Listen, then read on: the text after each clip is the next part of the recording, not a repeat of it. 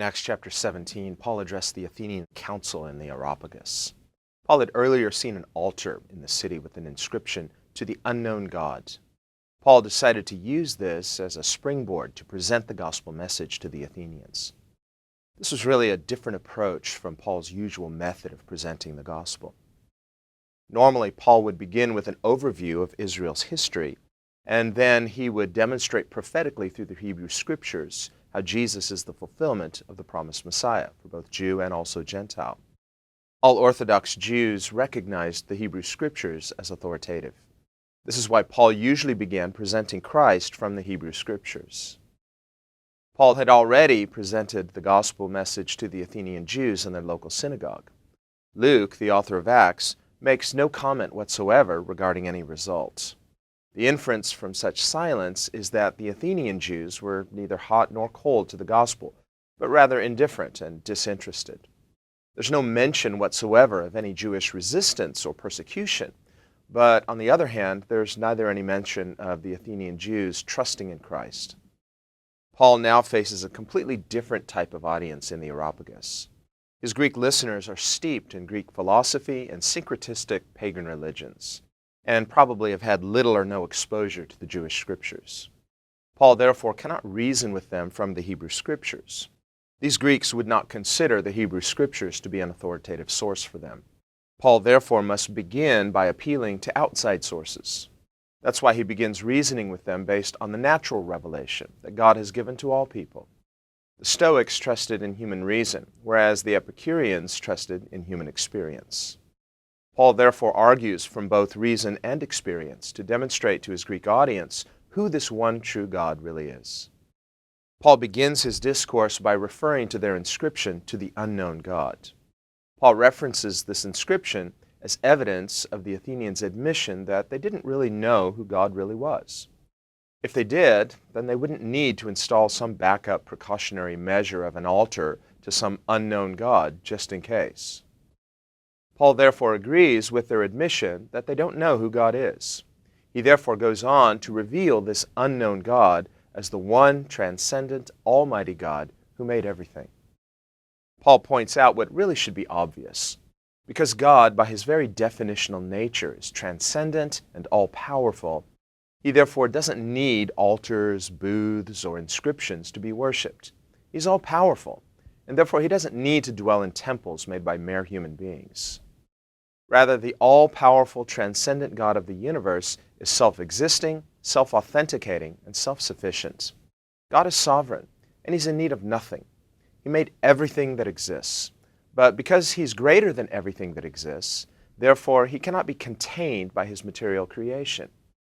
Of course, because he is all-powerful, God is well capable of divinely intervening into his material creation. But he ultimately exists both within and outside of it. Mere humans can therefore add nothing to him. Rather, it is God himself who generously provides for mankind. God created everything ex nihilo, out of nothing. He gives life to all of his creation. We didn't make ourselves, nor did we make the world that we find ourselves in.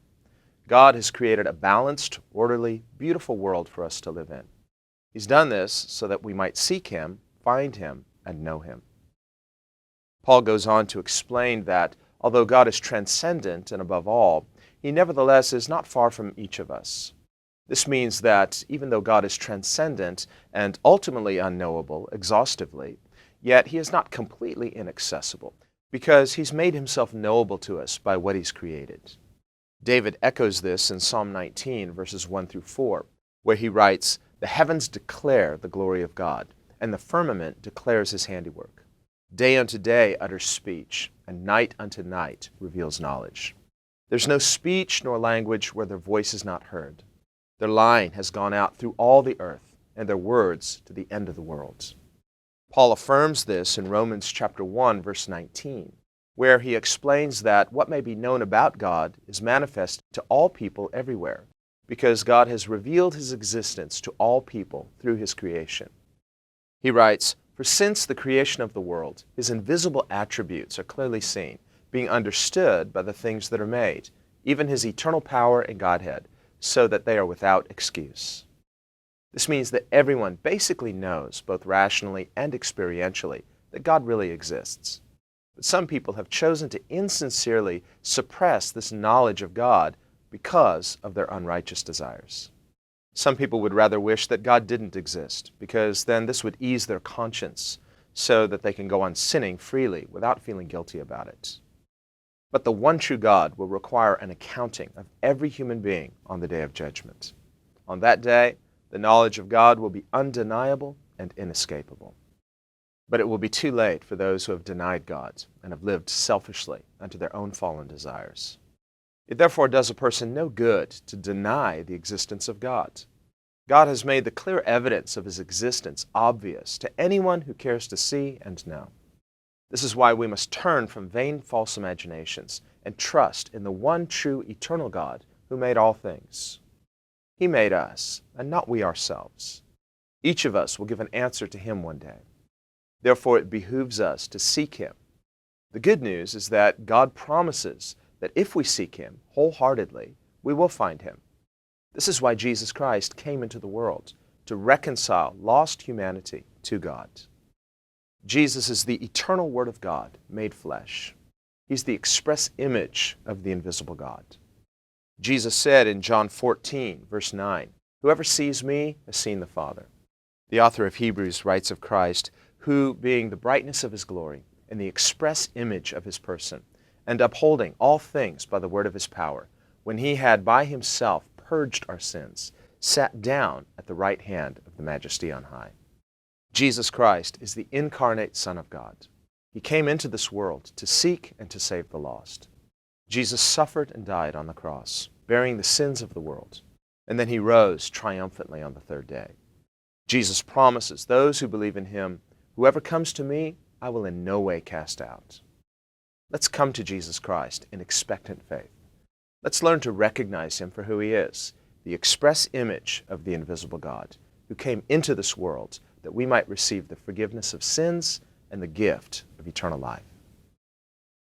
Well, we're continuing with Paul at the Areopagus. 아레바고에 있는 사도 바울의 이야기가 계속됩니다. You might be wondering, wow, we're here a long time. 우리가 여기에 굉장히 오래도록 머물러 있구나라고 생각하시겠지요. And if you're visiting with us, this is probably maybe week 6. Is it week 5 or week 6? We've been here for a while, right? 오늘 방문하신 분들에게도 말씀드리는 것은 우리는 바로 이 자리쯤에 있는 것이 한 5주, 6주째 되는 것 같아요. Well, that is one evidence that it's important. 중요한 장이다라고 하는 증거가 되기도 합니다. Many scholars study this chapter of Acts more than any other chapter of Acts. 많은 성경학자들이 사도행전을 공부할 때 이 부분을 가장 집중적으로 팝니다. One, because it's so different from the rest of Paul's ministry. 첫 번째는 그 이유가 사도 바울이 그동안 했던 사역과는 굉장히 다른 그런 모습을 띠고 있는 사역이기 때문이에요. Usually he'll go to the Jews first. He'll go to the synagogue. He preaches the gospel. He reads out of the scriptures. 주로는 유대 회당에 들어가서 유대인에게 사역을 먼저 하셨어요. 성경을 펴고 성경을 읽으심으로써 사역을 시작하셨었는데 And we saw he's already done that, and there's no comment, and the silence infers that it was not well received. 네, 이 사도 바울이 이미 그 일을 하셨어요. 그런데 성경에 아무것도 기록되어지지 않다라고 했을 때 거기에 별다른 반응이 없었구나를 우리는 추측해 볼 수가 있습니다. Often he'll preach in a synagogue, and at least some of the Jews get saved. 우리가 성경을 읽어보면 이제 바울께서 회당에 나아가서 설교하셨을 때 어떤 유대인들은 잘 받는 것을 봐요. And here there's no persecution, 근데 거기에 이제 핍박이 없어요. but there's no salvations either. 근데 구원도 없어요. So we have to infer from that perhaps the Athenian Jews have been influenced by this spirit of apathy that is in Athens. 그러니까 이 아덴에 있어서 양쪽의 반응이 다 없다라고 했을 때 영적으로 이들에게는 어떠한 열정도 없었다라고 하는 거예요. 미직지근한 시간이었다. Remember, this is hundreds of years well past the time of Socrates and Plato. 소크라테스나 플라톤이 오고 나서 한 수백 년이 지나고 나서의 시간입니다. During the classical period of Greek philosophy. 그리스 철학이 조성된 지 이제 한참 지나고 나서 얘기해요. And now here in the first century, the Athenians, they like philosophy, but it's more of an enjoyment than it is really serious philosophizing. 이 1세기에 그리스 사람들도 역시 철학을 좋아했습니다. 그런데 1세기 때는 이미 이제 흥미거리지 그렇게 막 깊이 연구하고 깊이 생각해보고 이런 거를 좋아했던 시점은 아니에요. And Luke comments on this. 누가가 여기에 대해서 한마디 했습니다. Not that they didn't take their philosophy seriously, they did.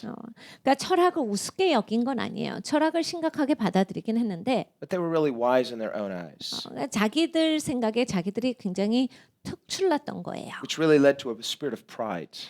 자기를 그렇게 높게 생각하면 이제 교만의 영성으로 빠지죠. And that's why when the Stoics and the Epicureans heard Paul, they mocked him. 그러니까 스토아 학파나 에피쿠로스 학파가 바울의 이야기를 들었을 때 비웃었던 것이 바로 거기서 나오는 모습입니다. They called him a babbler. 떠드는 자라고 바울을 불렀어요. And that phrase literally means a seed picker. 그러니까 그냥 씨앗을 줍는 자라는 뜻을 가지고 있는 단어입니다. And the phrase was used in a derogatory way to talk about somebody who was just picking up ideas here and there. 그러니까 이거는 그냥 여기저기서 아이디어 집어가지고 자기 말로 떠드는 사람을 가리키는 단어예요. Someone who had not had a classical training. 그러니까 굉장히 깊은 철학에 대해서 공부하지 않은 사람에 대해서 지칭하는 말이에요. We would think modernly of someone who's not going to university, they don't have an undergraduate degree, they certainly don't have a graduate degree. 그러니까 우리가 현대 사회로 이걸 바꿔보자면 공부를 많이 하지 않았다라는 거죠. 대학도 안 나오고 대학원도 안 나오고 이런 사람이 뭘 말해 이렇게 말하는 거랑 비슷한 거예요. But somebody who stands up and tries to speak authoritative on subjects that they really don't know anything about. 그러니까 어떤 사람이 일어나서 자기가 전혀 모르는 것에 대해서 아주 심각하게 이야기할 때 비웃는 말입니다. Well, that's what they're accusing Paul of. 근데 바울에 대해서 그렇게 공격을 하고 있었던 거예요. But that reveals their own conceit because Paul, as we know, is very highly trained and very highly educated. 네, 이것은 자기들이 얼마나 무지하다라고 하는 것에 대한 증명입니다. 사도 바울은 굉장히 훈련을 잘 받은 사람이에요. 그리고 굉장히 깊게 여러 가지를 공부했던 사람입니다. Remember, before his conversion to Christ, Paul was one of the darlings of the Sanhedrin. 바울이 예수님을 믿기 이전에는 산헤드린 공회에 떠오르는 사람이었어요. He was personally mentored by the top member of the Sanhedrin, Gamaliel. 가멜레오라는 산헤드린 공회의 최고 수장으로부터 직접 제자화 훈련을 받고 있었던 사람이에요. And many scholars believe that Paul himself may have been a member of the Sanhedrin. 대부분의 성경학자들은 믿고 있기를 바울이 산헤드린 공회의 한 사람이었을 것이다입니다. Also, Paul is a theologian. He's a scholar. 또 바울은 신학자지요, 학자예요. He also is well familiar with the writings of the Greeks because he quotes two of them. 그리고 이 그리스 문화에 대해서 잘 알았던 사람이에요. 그러니까 잘 아니까 인용할 수 있는 것도 있었죠. 두 가지나 이미 인용을 했어요. He quotes them accurately.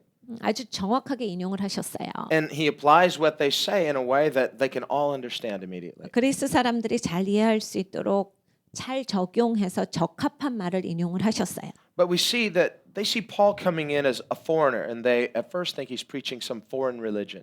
근데 바울은 외국인으로서 이 땅에 도착했지요. 그러니까 사람들이 들었을 때 처음에는 외국 종교다라고 생각하고 듣습니다. Now, on the one hand, that's very interesting to many people because Luke comments that they enjoy nothing better than to just sit around and hearing new ideas. 누가가 적고 있기를 그리스 사람들은 앉아서 새로운 아이디어가 없나, 새로운 생각이 없나라고 해서 그것을 찾고 듣는 것을 즐겼다라고 했기 때문에 바울이 처음에 그 그리스도교에 대해서 기독교에 대해서 설명을 했을 때 열심히 들었어요. And remember, the New Testament comments on that kind of person. 그러한 사람들에 대해서 신약에서 이야기를 하고 있습니다. Where we read that there are certain types of people that are always learning but never coming to the knowledge of the truth. 이런 사람에 대해서 성경에 말씀하시는데 맨날 뭘 배우고 있어. 맨날 새 거를 뭘 배우는데 진리에 다다르지 못하는 사람들. 계속 배우고만 있는 사람들. And the Bible says that in the last days people will have itching ears. 성경에 말씀하시기를 마지막 세대는 그렇게 귀가 가려운 사람들이 있다 And that they 하셨어요. will no longer endure sound teaching. 그러니까 아주 견고한 이 가르침에 대해서는 더 이상 머무르지도 못하고 거기에 대해서 집중하지도 못하는 세대. But they always want something new. 그러니까 뭔가 새로운 거 없어라고 해서 그것만 찾고 다니는 세대. They lack revelation. 그러니까 계시가 부족해요. And so if they hear the basic message of Scripture, they don't understand it, but they presume they do. 계시가 없기 때문에 기본 메시지, 복음의 기본을 들었을 때 이해하지를 못합니다. 그게 대한 답답해요. 그런데 이러한 사람들의 특징은 자기가 계시가 없다라는 것을 인지하지 못해요. 있다라고 생각합니다. So this kind of person will proudly despise the precious things of God as common because they're too familiar with it. They lack discernment 그러니까 spiritually. 이러한 사람들은 하나님의 소중한 것들을 무시하는 경향이 있습니다. 계시가 부족하기 때문에 하나님의 것, 이 기본적인 것을 가르쳤을 때 다 안다라고 간과하기 때문이에요. Paul says in 1 Corinthians 2 that spiritual things are spiritually discerned. 사도 바울께서 고린도전서 2장에 말씀하십니다. 영적인 것은 영적으로 분별하고 The writer of Hebrews also says about this. 히브리서 저자도 또한 이것에 대해서 말씀하십니다. In Hebrews 6 where he says that milk is for children but meat is for adults. 히브리서 6장에 이렇게 말씀하시죠. 야, 우유는 젖은 어린아이들을 위해서 있지만 성인들은 고기를 먹어야 한다. Meaning spiritual food for mature people is we wouldn't give spiritual meat to spiritual infants. 그러니까 이 어린 영적으로 미성숙한 사람들에게는 영적인 고기를 주지는 않는다라는 얘기예요. But it's for those who are spiritually mature who by exercising of their spiritual senses have grown to spiritual maturity. 그러니까 영적으로 성숙한 사람들은 자기의 영적인 훈련을 통해서 그 성숙함에 이르렀기 때문에 So Paul is approaching people who have no spiritual discernment. 이 고기에 대해서 먹을 수 있다라고 말씀을 하신 거예요. 사도 바울이 여기에서 말씀하고 있는 대상은 영적인 훈련이 전혀 없는 사람들이죠. They most likely know little or nothing about the Holy Scriptures. 그러니까 거룩하신 말씀에 대해서 전혀 알지를 못하거나 아니면 조금 아는 거예요. The closest thing they have would be their own poets, and the Greeks believed that the poets were inspired. 자기들이 알고 있는 바로는 그냥 시인들이 쓴 시예요. 그리스 사람들은 믿고 있기를 이 시인들이 시를 쓸 때 영감을 받아서 쓴다라고 믿었습니다. And so Plato writes reverently about the poets and says that the poets are more important than people who write just entertainment writings. 그래서 플라톤은 시인에 대해서 굉장히 존중했어요. 이 사람들 즐겁게 하는 엔터테인적인 글을 쓰는 사람들보다 시인을 높게 평가했습니다. And Plato teaches that people should not let their children watch mindless entertainment, but they should study seriously things. But he says the poets, because they believe the poets were inspired, are also writing about serious things, so that also is good for children. 그래서 플라톤은 그리스 사람들 가운데 어린아이들이 엔터테인을 보는 것을 금지했어요.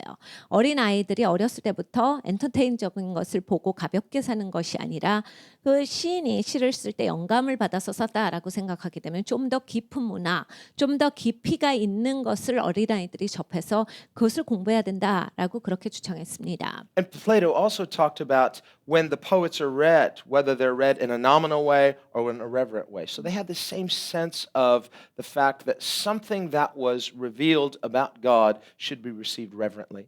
플라톤은 또 시를 읽을 때 내가 시를 어떻게 대하느냐 이거 별거 아니게 평범하게 대할 때 이해하는 것이 이만큼이고 시를 존중해서 대하면 네가 얼만큼 깊이 있게 이해할 수 있다라고 하는 것으로서 이미 플라톤은 이 하나님에 대해서 자기 하나님의 형상으로 만들어진 사람이었기 때문에 어느 정도의 이해가 있었던 거예요. 그래서 어느 정도까지는 깨달음이 있었던 사람이에요. Now we need to be very clear that the Greek poets were not inspired and they're not at the same level as we would say Scripture is inspired of God. 우리는 분명해야 합니다. 그리스 철학자가 그리스 이 시인이 영감을 받았다라고 하지만 그것은 성경에서 말하는 하나님의 영감이 아니에요. 그리고 성경이 하나님의 영감으로 쓰여졌다라고 하는데 같은 수준의 그러한 글이 아닙니다. 성경과 그리스 시는 전혀 다른 차원의 이야기예요. God has chosen to reveal himself in history through a chosen people, Israel.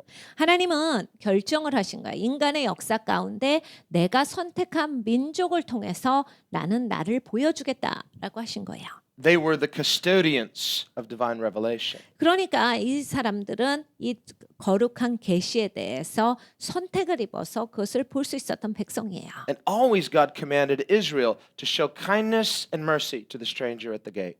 하나님은 항상 문 앞에서 이스라엘 백성들에게 네가 낯선 자들에게 친절하게 대하고 그들에게 얼만큼 잘 대접해야 된다를 가르쳐 주셨어요. And in the time of David, God revealed to David that the gospel would be for all nations. 다윗의 세대에 이르렀을 때 하나님께서 복음은 모든 민족을 위해 있는 것이다를 가르쳐 주셨습니다. It was revealed to David that through his lineage the Messiah would come and he would be king of all nations. 다윗의 후손을 통하여서 메시아가 올 것이고 이 메시아는 모든 민족의 왕이라 하신 거예요. And so David writes repeatedly throughout the Psalms, all the nations of the earth shall come and worship before the Messiah. 그래서 다윗이 시편을 적고 있을 때 계속해서 모든 열방이 주께로 나와 엎드려 경배하리라를 적고 있는 거예요. And this is one of the main themes of the writings of David in the Psalms. 시편을 기록했던 다윗이 갖고 있었던 근본 주제 중에 하나가 이것입니다. But God revealed himself first through his people Israel. He called out a people unto himself.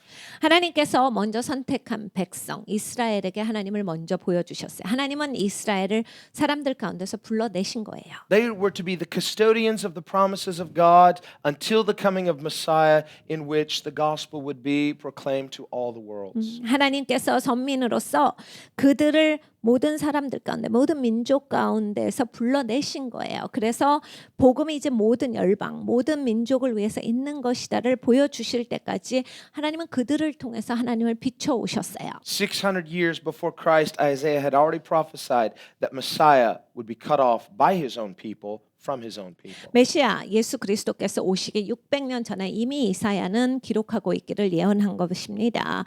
메시아가 왔을 때 자기 민족들이 메시아를 거절할 것이다요. 그래서 잘려져 나갈 것이다. And while it was not God's will for Israel to reject their Messiah, God used that for his purposes for an opportunity for Jesus to give his life for the sins not only of Israel but all the world.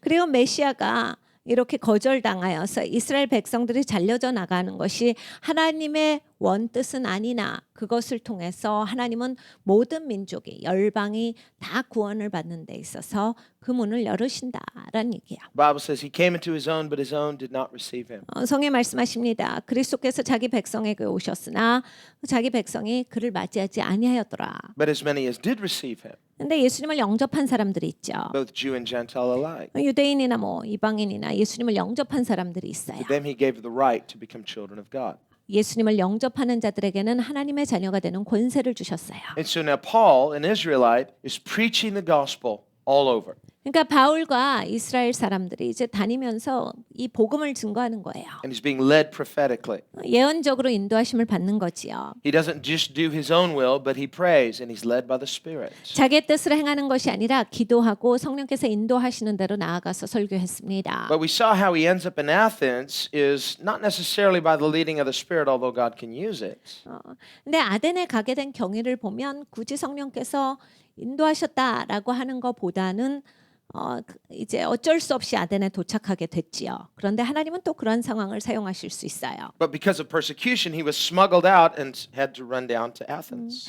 굉장히 큰 핍박이 있었습니다. 그래서 숨어서 이제 나오게 돼서 도착한 도시가 아덴이었어요. Where he's all by himself now, 이제 혼자 있게 됩니다. which really breaks the pattern of team ministry. 그러니까 팀 사역을 해야 되는데 팀 사역이 깨진 상태예요. He doesn't have his prayer partners. 기도 동역자가 없는 상태예요. He's pretty much on his own.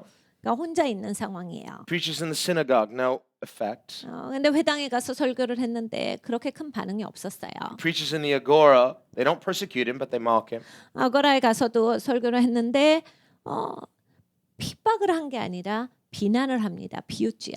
But some were interested, perhaps just out of curiosity. 어떤 사람들은 흥미를 느껴요. 조금 거기에 대해서 궁금한 게 있었던 것 같아요. And he's invited to speak to the Athenian council.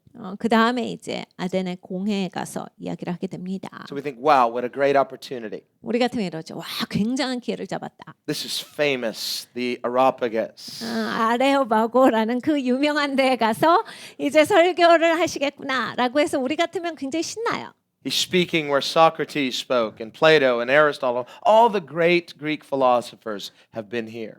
소크라테스도 거기에서 얘기를 했고 플라톤도 얘기하고 와 아리스토텔레스도 거기에서 얘기하고 이거 유명한 장소에서 설교하게 됐구나. 굉장히 각광받는 일이다라고 생각을 해요. Now you can go to the Areopagus today, 지금도 여러분 거기를 유적지로 방문하실 수 있습니다. and along with everything else telling the history of the Areopagus, there's a plaque with Paul's entire message that he preached that is there in the Areopagus. 지금 그 유적지에 가면 그곳에서 벌어졌던 그러한 역사적인 사건들을 기록한 그런 돌판들이 있어요. 그 중에 돌판이 하나가 있는데 사도 바울이 이 메시지를 증거한 거에 대해서 그대로 적혀 있는 돌판이 있습니다. So he's part of its history. 그러니까 역사의 그냥 부분이지요. So from a worldly perspective, we could say, wow, what an accomplishment. But how much of an accomplishment was it really? 그러니까 세상적인 관점으로 보면 와 대단하다. 그것도 하셨다라고 이렇게 하지만 하나님의 말씀을 전파하는 측면에서 보면 이것이 과연 어떤 효과가 있었는가를 한번 봐야 돼요. We have to understand that the Spirit of God works differently than man works. 여러분 하나님의 영은 사람이 하는 것과는 다르게 역사하세요. We might think of something as a great opportunity. 우리는 좋은 기회다. 라고 생각하는 것들이 있어요. There's some opportunity to proclaim the gospel to some really important people or to many people, or we think, wow, this is it. 우리는 유명한 사람들 만나게 되면 아니면 중요한 자리에 나가게 되면 야, 복음 전할 이거보다 더 좋은 기회는 없고 굉장한 기회다라고 생각을 해요. You hear the words of Jesus. 그런데 예수님의 말씀을 들어보면 After Jesus was baptized, 예수님께서 침례 받으셨어요. the Holy Spirit descended upon him like a dove. 성령께서 비둘기와 같은 형상으로 내려오셨지요. Father said, "This is my beloved Son, in whom I am well pleased." 아버지께서 말씀하실 때 내 사랑하는 아들이라 내가 이로 인하여 참으로 기뻐하노라 하셨어요. Jesus was driven into the wilderness by the Holy Spirit. 근데 성령의 이끌리심에 따라서 예수님은 광야 가운데로 나가셨어요. There he was tested for 40 days and 40 nights. 40일 밤낮을 예수님께서 금식하시고 마귀의 유혹을 받으셨어요. Passed all those tests, 예수님이 그 40일 동안 모든 테스트를 and he 통과하셨는데 came out of the wilderness in the power of the Holy Spirit. 성령의 강력함을 받으셔서 나오신 거예요. What that means is when you pass God's test, you become empowered. 여러분 이 얘기는 뭐냐면 하나님의 테스트를 통과하시면 여러분에게 하나님의 능력이 임한다는 얘기예요. So don't despise your test. 그러니까 여러분 테스트를 우습게 생각하시면 안 돼요. Because when you pass it, you're empowered. 그러니까 여러분이 테스트를 통과하시면 아 나는 권능을 입는다라 하셔야 돼요. Don't complain during your test. 테스트할 때 여러분 불평하시면 안 Say, 돼요. okay, I've got inside information. This is good. It's promotion time. 여러분 이게 안의 정보를 아셔야 돼요. 그래서 아 내가 테스트 받는 거라 나한테 이제 이거는 진급의 기회가 주어졌다를 아셔야 돼요. Because when you pass that test, you're coming out of your wilderness in the power of the Spirit. 그래서 테스트를 통과하시면 여러분이 이제 광야가 끝나시는 거예요. 광야에서 나오는 건데 권능을 입어서 나온다. The very first thing Jesus did was went to his own hometown synagogue in Nazareth. 예수님께서 처음에 하신 일이 예수님 동네 나사렛에 가셔서 회당에 가셔서 설교하시는 일을 하셨습니다. And they handed Jesus the scroll of Isaiah. 예수님께 어떤 사람이 성경 말씀을 전해줬는데 바로 이사야서였어요. And they're thinking, we're so proud of Jesus. Local boy does good. 그 나사렛 동네 사람들의 우리 동네에서 훌륭한 사람이 나왔다. 이 젊은 청년 예수로 인하여 우리가 참 기쁘다. We should put his picture in the local newspaper. 우리 이거 지역 신문에 사진이라도 내야 돼. He's from our hometown. 우리 동네 사람이다. And Jesus gets up. 근데 예수님께서 쓰셨어요. He reads that scripture. 말씀을 읽으셨지요. It's the mission statement of Israel's Messiah. 이스라엘의 메시아의 사명 선언문을 읽으셨어요. He closes the scroll and looks at them. 그리고 그 말씀을 덮으시고 사람들을 쳐다보셨어요. And he essentially says, history just happened. 역사가 이제 이루어졌도다. This passage I just read just started to be fulfilled today. 이 말씀이 오늘날 이루어졌도다 하셨어요. What he was announcing was, I'm the Messiah. 그러니까 예수님께서 말씀하시는 내가 메시아다라는 것을 선포하신 거예요. And he was saying, I wanted to tell you first because this is my hometown synagogue. He probably grew up in that 그러니까 synagogue. 내 고향 동네니까 내가 이 회당 출신이니까 내가 이 회당에서 자랐으니까 여기에서 먼저 선포한다를 주신 거예요. And they started to mock him. 근데 예수님을 비웃기 시작합니다. Said, who does he think he is? 야 지금 자기가 뭐라고 하는 거야? This is Jesus. We saw him when he was this young. 아니 예수잖아. 그냥 아기 때부터 우리가 보고 자란 애잖아. He's the carpenter's son. 아니 목수 아들이 He thinks he's the Messiah? 자기가 지금 메시아래. And they began to be offended by Jesus. 예수님 때문에 아주 기분 나빠해요. They rejected his claim as Messiah 예수님께서 내가 메시아다라고 하는 것을 거부하기 시작합니다. because of pride and familiarity. 교만하였고 익숙한 것이 있었기 때문이에요. And Jesus said, I know what you're going to say to me later. 예수님께서 이렇게 말씀하셨어요. 나중에 너희들이 나한테 할 말을 나는 알고 있도다. And he quoted a proverb. 그리고 잠언서를 인용하셨어요. And the proverb was, physician, heal yourself. 의사야, 네가 너를 고쳐라라고 하는 그 잠언서의 말씀을 인용하셨어요. You're supposed to have some ironic humor saying the doctor healed others, but he couldn't heal himself. 이런 거예요. 의사 선생님이 있는데 다른 사람들은 고쳐주면서 자기를 못 고치는 그 케이스에 대해서 말하는 겁니다. And that's exactly what they said to Jesus as he was suffering on the cross. 예수님께서 십자가에 고난 당하실 때 사람들이 진짜 했던 말이 그것입니다. They mocked him, saying, he saved others, but he can't save himself. 예수님을 비웃었지요. 다른 사람들은 구원하더니 자기는 스스로를 구원하지를 못하는구나. And they said, come come down from the cross, and then we'll believe you. 십자가에서 내려와봐. 그러면 믿어줄게. 한 거예요. Remember, Jesus had already said, I could call for 1,000 angels to come and deliver me. 예수님께서 이미 말씀하신 바는 내가 천군 천사를 불러서 나를 건져달라라고 얼마든지 기도할 수 있다요. But he said, but I've come into the world for this cause. 그런데 나는 이 이유 때문에 이 땅에 왔노라. If he had come down from that cross, he could not have saved us. 여러분 예수님이 십자가에서 내려오셨으면 우리를 구원하시지를 못했죠. Thank God he didn't listen to them. 그러니까 예수님께서 그들의 말을 듣지 아니하신 건 진짜 우리한테 감사한 얘기예요. He always only does what his Father says. 예수님은 아버지께서 하시는 말씀만 그것만을 준행하십니다. But in that hometown synagogue, Jesus quoted two examples, 예수님께서 예수님 동네 나사렛 회당에서 두 가지 예를 드셨어요. which made them further angry. 이 사람들이 더 화가 나게 된 이유입니다. Basically, what he was telling them was, God doesn't work the way that people work. 근본적으로 예수님께서 하신 말씀은 이거야. 사람들이 일하는 방식과 하나님의 일하는 방식은 달라. People like something big and flashy. 사람들은 뭐가 크고 뭐가 그냥 거창한 거 이런 거 좋아하지. People are impressed with the outwards. 사람들은 그냥 겉모습에 큰 인상을 받지. People are impressed with numbers. 사람들은 넘버가 큰 걸 좋아해. And he says, Elijah ministered in the power of the Spirit. 그래서 예수님께서 계속 말씀하신 건 이거야. 엘리야가 하나님의 영으로 사역했다. And he said, and there were many widows living during the time of Elijah. 엘리야의 시대 가운데 많은 과부가 있었는데 Widows have needs. 여러분 과부는 필요가 있는 사람이에요. Jesus said, but God sent Elijah only to one widow. 근데 예수님께서 말씀하셨어요. 하나님께서 엘리야를 한 과부에게 보내셨다. Just one, a ministry of one. 그러니까 한 과부한테 사역한 거야. And he quoted about Elisha, and he said, there were many lepers during the days of Elisha. 또 엘리사를 예를 드셨어요. 엘리사의 시대 가운데 문둥병자가 많았어. But God didn't send Elisha to many lepers. He sent him to just one, Naaman. 근데 하나님께서 엘리사를 많은 문둥병자를 고치게 내어 보내신 것이 아니라 한 문둥병자 나만을 고치게 하셨도다. Why did Jesus give those two examples? 예수님은 왜 이 예를 드셨을까요? Because he was saying to his hometowns people, you all think you're special, you think you're entitled to salvation, but God can choose whoever he wants.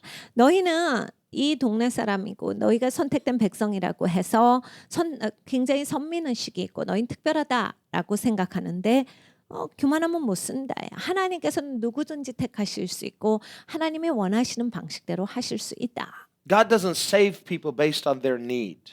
그러니까 필요에 따라서 하나님은 구원하시잖아요. He saves people based on his decision. 하나님의 결정하에서 하나님은 사람들을 건지십니다. And salvation is not owed. 그러니까 구원은 빚진 것이 아니에요. It's the generosity of God. 하나님의 관대하신 가운데 우리는 구원을 입습니다. And so if God saves one person and doesn't save the rest, God's fully justified. 그러니까 하나님께서 한 사람을 구원하시고 나머지는 구원하시지 않아도 완전히 공의로우시다예요. Israel thought, we are entitled, we are the chosen people, therefore God has to save us in order to keep his covenant. 이스라엘은 우리는 선택된 백성이에요. 우리는 선민이기 때문에 하나님이 반드시 우리를 건지셔야 된다. 우리는 특별한 사람이다라고 자기들을 내세웠던 거예요. But when Jesus came in fulfillment of the prophecies, they rejected him, they despised him. 근데 예수님께서 오셨어요. 그리고 그 예언의 이루심에 대해서 선포하셨을 때 사람들은 예수님을 거부했습니다. But they would still demand, according to the scriptures, God has to save us because God has promised he's made a covenant with Israel and we are Israel. 근데 이스라엘을 거부해 놓고 여전히 말씀을 들이대고 하나님이 약속을 지키셔야지. 말씀에 우리를 건지신다라고 했으니까 이 이스라엘을 건지셔야 한다. And so in quoting Elijah and Elisha, Jesus is basically saying to them, God could choose one small remnant and cut the rest of you all off. 그러면서 막 엘리야랑 엘리사 얘기를 이 사람들은 또 자기들의 방식대로 해요. 그러니까 예수님께서도 엘리사와 엘리야를 집으셔서 말씀하시기를 하나님께서 그 중에 한 사람만 건지시고 나머지는 다 건지시지 않는다 해도 하나님이 오르시다라는 얘기를 하고 계시는 거예요. He did it through Elijah. 하나님이 엘리야를 통해서도 그 사건을 하셨고 He did it through Elisha. 엘리사를 통해서도 그 일을 하신 겁니다. And so Jesus is saying, so he can do it through you too. 그러니까 예수님께서 말씀하시는 건 하나님은 너희들 가운데서도 그 일을 행하실 수 있다. He could choose a small handful and cut the rest of Israel off. 그러니까 하나님은 아주 작은 수에 남겨진 자만 놔두시고 나머지 이스라엘은 다 잘라내 버리실 수 있다를 경고하신 거예요. And this is exactly what Isaiah prophesied. 이사야가 예언했던 것이 바로 이것입니다. Isaiah prophesied of Israel, even though Israel be numbered as the sands of the sea, yet only a remnant of Israel shall be saved. 이사야가 이렇게 예언합니다. 이스라엘 백성이 그 민족이 백사장의 모래알 같이 많을지라도 오직 소수의 남겨진 자만이 건져질 것이다. Both Isaiah and Zechariah write about Jesus, 이사야 선지자나 아니면 스가랴 선지자가 다 예수님에 대해서 적었습니다. where they show Israel as a tree that was chopped down at the very stump.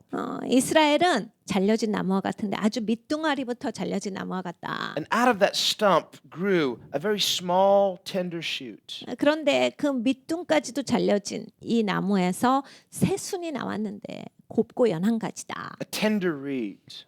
곱고 연한 그러한 이파리가 나오는데 And that tender shoot or tender reed that grows out of that chopped down stump is Jesus. 그러니까 그 새순 밑둥아리로부터 나오는 연하고 고운 이 순 이것이 바로 예수님이에요. That's the one that God sent Elijah to. That's the one that God sent Elisha to.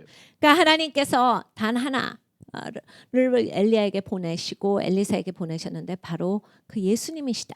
That's the remnant. 그것이 바로 남겨진 자다. All who are in Christ are the remnant, 그러니까 예수님 안에 있는 자만이 남겨진 자다를 말씀하신 거예요. both Jew and Gentile. 유대인이건 이방인이건 So we see that God cut the rest of them off because of unbelief. Paul says this as well. 하나님께서 그래서 믿지 않는 자들을 다 쳐버리셨다예요. 사도 바울도 똑같은 말씀을 하시죠. Paul writes about this in Romans, 바울이 로마서에서 이 말씀을 하고 계십니다. where he says that the natural branches were cut off and we as unnatural branches were grafted in. 자연적인 가지가 잘려져 나가고 우리는 그 가지가 아니었는데 접붙여졌다. Jesus said this himself in John 15. 예수님께서 요한복음 15장에 이 말씀을 또한 하셨습니다. He said, every branch that does not abide in me is chopped off and cast into the fire. 나에게 거하는 가지가 아니면 다 잘려져서 불에 태워지게 될 것이라. And so unbelieving Israel that rejected their own Messiah was cut off, or they cut themselves off, and they were cast into the fire. 그러니까 믿지 않는 이스라엘 스스로가 잘려져 나갔거나 잘려졌기 때문에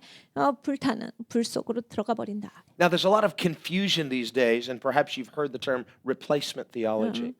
여러분 지금 이제 현대를 사는 우리는 굉장히 많은 그런 혼동과 미혹이 있어요. 그러니까 여러분이 대체 신학이라는 걸 한 번쯤 들어보셨을 수 있어요. And most of the people who make the most noise about replacement theology are always talking about how evil and how bad and how unbiblical it is. 보통 대체 신학에 대해서 많이 언급을 하시는 분들의 이야기를 들어보면 대체 신학이 얼마나 악한 것이고 나쁜 것이고 악기적인 것이다. 그건 몹쓸 거다라는 이야기를 주로 하시지요. And the idea that they're promoting is that somehow there's a movement called replacement theology. Now nobody will own up to it. 이제 이분들이 대적하는 것은 대체 신학을 믿는 사람들이에요. 그래서 대체 신학의 운동을 하는 사람들인데 실제적으로 대체 신학 운동을 하는 사람들의 실체가 없습니다. So replacement theology itself is something of a straw man. 그러니까 헛수아비 같은 거예요. 대체 신학이라고 하는 건. I've never met or read anything by any author or talked to any person who ever said, yes, I believe in replacement theology. 한 번도 대체 신학을 주장하시는 분의 책을 읽어본 적이 없어요. 한 번도 난 대체 신학을 믿습니다라고 해서 그런 거를 가리키시는 분의 이야기도 들어본 적이 없어요. So it really doesn't exist. 그러니까 대체 신학자라고 하는 것이 실제적으로 실체가 없어요. But since the people who are against it jump up and down about it so much, we should talk about what it's supposed to be. 그런데 사람들은 굉장히 여기에 흥분해 있어요. 대체 신학 몹쓸 것이다. 안 된다라고 해서 굉장히 대적하고 있어요. 그러니까 대체 신학이 무엇인가에 대해서는 어느 정도 알아야 되겠죠. Well, this straw man that we're going to call replacement theology, it's this idea that the church somehow replaces Israel. 그러니까 대체 신학이라고 하는 것이 그러니까 헛수합이에요. 우리가 이것을 단순하게 한번 정의를 내려보자면 교회가 이스라엘 자리를 대체했다라고 생각하는 게 대체 신학이에요. And so that now all of the promises that are specifically made to Israel in the Old Testament, we can allegorize and spiritualize for the church. 그러니까 구약에 있는 모든 이스라엘을 향해서 하나님이 하신 약속은 다 교회를 향한 것이다. 그러니까 이스라엘 자리에 교회를 대체시키면 된다라고 주장하는 신학입니다. And then the argument against that straw man is, well, there are many promises that are specifically to Israel, specifically, especially the ones concerning land. 그런데 이 대체 신학에 대해서 대적하는 분들의 이야기를 들어보면 이스라엘, 그 이스라엘 나라에 대해서 하나님이 약속하신 게 분명히 있다라는 이야기를 하는 거예요. 그래서 이스라엘 땅에 대해서 약속하신 것이 있고 이스라엘 나라에 대해서 아주 확연하게 하나님께서 약속하신 바가 있다를 가지고서 이 신학을 반대합니다. And the promises specifically concerning land, the promised land. 근데 이 땅에 대해서 이야기를 하자면 약속의 땅을 말씀드리는 거예요. People who are against this replacement theology will say that replacement theology forbids Israel to be in its own land. 이 대체 신학을 반대하시는 분들의 이야기를 들어보면 이 대체 신학자들은 이스라엘이 땅을 소유하는 거에 대해서 반대한다라고는 얘기를 해요. Whereas the other side would say Israel has a right to that land by God's covenant, and therefore the church can't spiritualize that. 다른 쪽은 이스라엘이 그 땅을 가지고 있는 것에 대해서 하나님이 약속하시기 때문에 교회가 그 땅을 향해서 영적으로 해석해낼 길은 없다라고 이야기를 하는 거예요. And so they'll look at certain passages in the Old Testament and build a theology of Israel being in the land. 그러니까 구약의 몇 구절을 인용해서 이스라엘이 반드시 그 땅에 존재해야 된다를 이야기를 합니다. And these are the same people who will say that 1947, in 1948, Israel coming in and taking over that land, that's somehow a fulfillment of Bible prophecy. 그래서 1947년 48년에 이제 이스라엘이 다시 모여서 지금 있는 그 이스라엘 땅에 이스라엘이라는 나라가 다시 세워지지요. 이게 성경의 예언이 이루어졌다라고 이들은 주장합니다. And so there's a whole last days theology based in dispensationalism that is built around this idea of Israel being in the land in the last days. 그러니까 이 말세 신학을 보면요, 이 세대주의를 바탕으로 해서 이스라엘이 그 약속의 땅에 다시 세워진 것을 토대로서 모든 것을 해석을 해내요. Now, before I get into telling you my opinion, and it's only my opinion, 저의 생각을 이야기해드리기 이전에 이제 제 생각이 있어요, 저도. let me at first just say that this idea is a very new one in history. 여러분께 이 말씀을 드려요. 이런 말세 신학은 교회 역사상 최근에 있어 왔던 굉장히 새로운 관점이에요. None of the early church fathers believed it. 초대 교회의 그 교부들은 이러한 것을 믿지 않았습니다. None of the medieval theologians believed it. 중세 사회의 신학자들은 이것을 믿지 않았습니다. None of the reformers believed it. 종교 개혁가들도 이것을 주장하지 않았어요. And none of the great leaders of the first and second awakenings believed it. 그리고 영적 대각성, 1차 영적 대각성, 2차 영적 대각성의 주역들도 그렇게 생각해 오질 않았습니다. So it basically has its beginnings about 150 years ago. 사실 이러한 신학의 관점은 150년 전에 시작을 했어요. When people started talking about this, about maybe Israel has to be in the land for Messiah to come back. 사람들이 이런 생각을 하기 시작했습니다. 메시아가 오려면 이스라엘이 그 땅에 들어가 있어야 되는 거 아니야? And so there became this unusual friendship between some evangelical groups, mainly dispensationalists, and some Jewish groups that had an interest in being back in the land. 그래서 이제 복음주의자들 계열, 특별히 세대주의 복음주의자들 계열과 이스라엘 사람들과 연합해서 그 땅 거기에다가 이스라엘을 세우자의 운동이 생겨나기 시작했어요. There's only a few problems with that scripturally. 근데 거기에 이제 그 말씀에 대해서 그렇게 해석하면 몇 가지 문제가 있어요. For one thing, Jesus, 예수님에 관한 문제예요. and Jesus' own words on that subject. 예수님께서 그 이슈에 대해서 예수님이 직접 하신 말씀이 이거와 부딪혀요. Remember when Jesus came into Jerusalem 예수님께서 예루살렘에 오셨습니다. and he first cleansed the temple. 예수님이 첫 번째로 성전을 청소하셨어요. He wept over Jerusalem 예수님이 예루살렘을 향해서 우셨어요. and he said, "O Jerusalem, Jerusalem, 예루살렘아 예루살렘아 you who killed the prophets 네가 예언자를 죽였고 and stoned those who were sent to you. 너에게 보내진 자들을 너희가 돌로 쳐서 죽였구나. How I wanted to gather you as a mother hen gathers her baby chicks. 내가 암탉과 같이 병아리들을 내 품에 모으는 것 같이 너희들을 모아주려고 했는데 But you would not let me." 너희들은 그것을 원하지 않았다. And so he said, "And so instead your house will now be left to you desolate." 그러니까 너의 이제 집이 멸망 가운데 놓여지게 되리라. And he said, "You shall no longer see me until you say, blessed is he who comes in the name of the Lord." 주의 이름으로 오시는 이에게 복이 있도다. 라고 하는 그 고백이 있기 전에 너희는 다시는 나를 보지 못하리라 하셨어요. Now that phrase, blessed is he who comes in the name of the Lord, is a direct quote of Psalm 118. 주의 이름으로 오시는 이에게 복이 있도다. 라고 하는 그 인용문은 시편 118편의 그대로의 인용이에요. Psalm 118 is one of the Hallel Psalms 시편 118편은 헬로우 쌈 중에 하나입니다. that were sung every year at the Feast of Tabernacles. 초막절에 매해 불렸던 노래 가사예요. Now, remember, they sang this at Jesus coming in at Passover as well. 예수님께서 유월절날에 들어오셨을 때 그들은 이것을 가지고서 노래를 불렀습니다. Usually it was at tabernacles. They would wave the palm branches, they would lay them down, and they would proclaim, "Blessed is he who comes in the name of the Lord." 종려나무 가지를 흔들고서 그것을 내려놓고서 주의 이름으로 오시는 이에게 복이 있을지어다를 외쳤던 거예요. So it's really something for tabernacles, but now Jesus' disciples are doing it at Passover. What's going on? 원래는 이 초막절날 그 일을 행하는데 예수님을 따르던 예수님의 제자들은 유월절에 그거를 했단 말이에요. 그러니까 이게 어찌 된 일이에요? Well, it's because these three feasts represent three advents in the history of the church. 그러니까 이 세 가지의 절기는 교회의 역사 가운데 세 가지 중요한 시점을 말씀을 하시는 거예요. First, Passover represents the first coming of Messiah. 첫 번째 유월절은 메시아께서 초림하시는 것을 나타냅니다. Second, Pentecost represents the birth of the church. 두 번째로 오순절은 교회 탄생을 나타내요. The third, Tabernacles, represents the second coming of Christ. 세 번째 초막절은 그리스도께서 재림하시는 것에 대해서 말씀을 하시는 거예요. And this is why at Tabernacles, Israel would every year sing the Hallel Psalms, which are messianic psalms. 그래서 초막절이 되면 이스라엘 백성들은 매해 그 메시아에 대한 그러한 시편을 계속해서 인용해서 불렀던 거예요.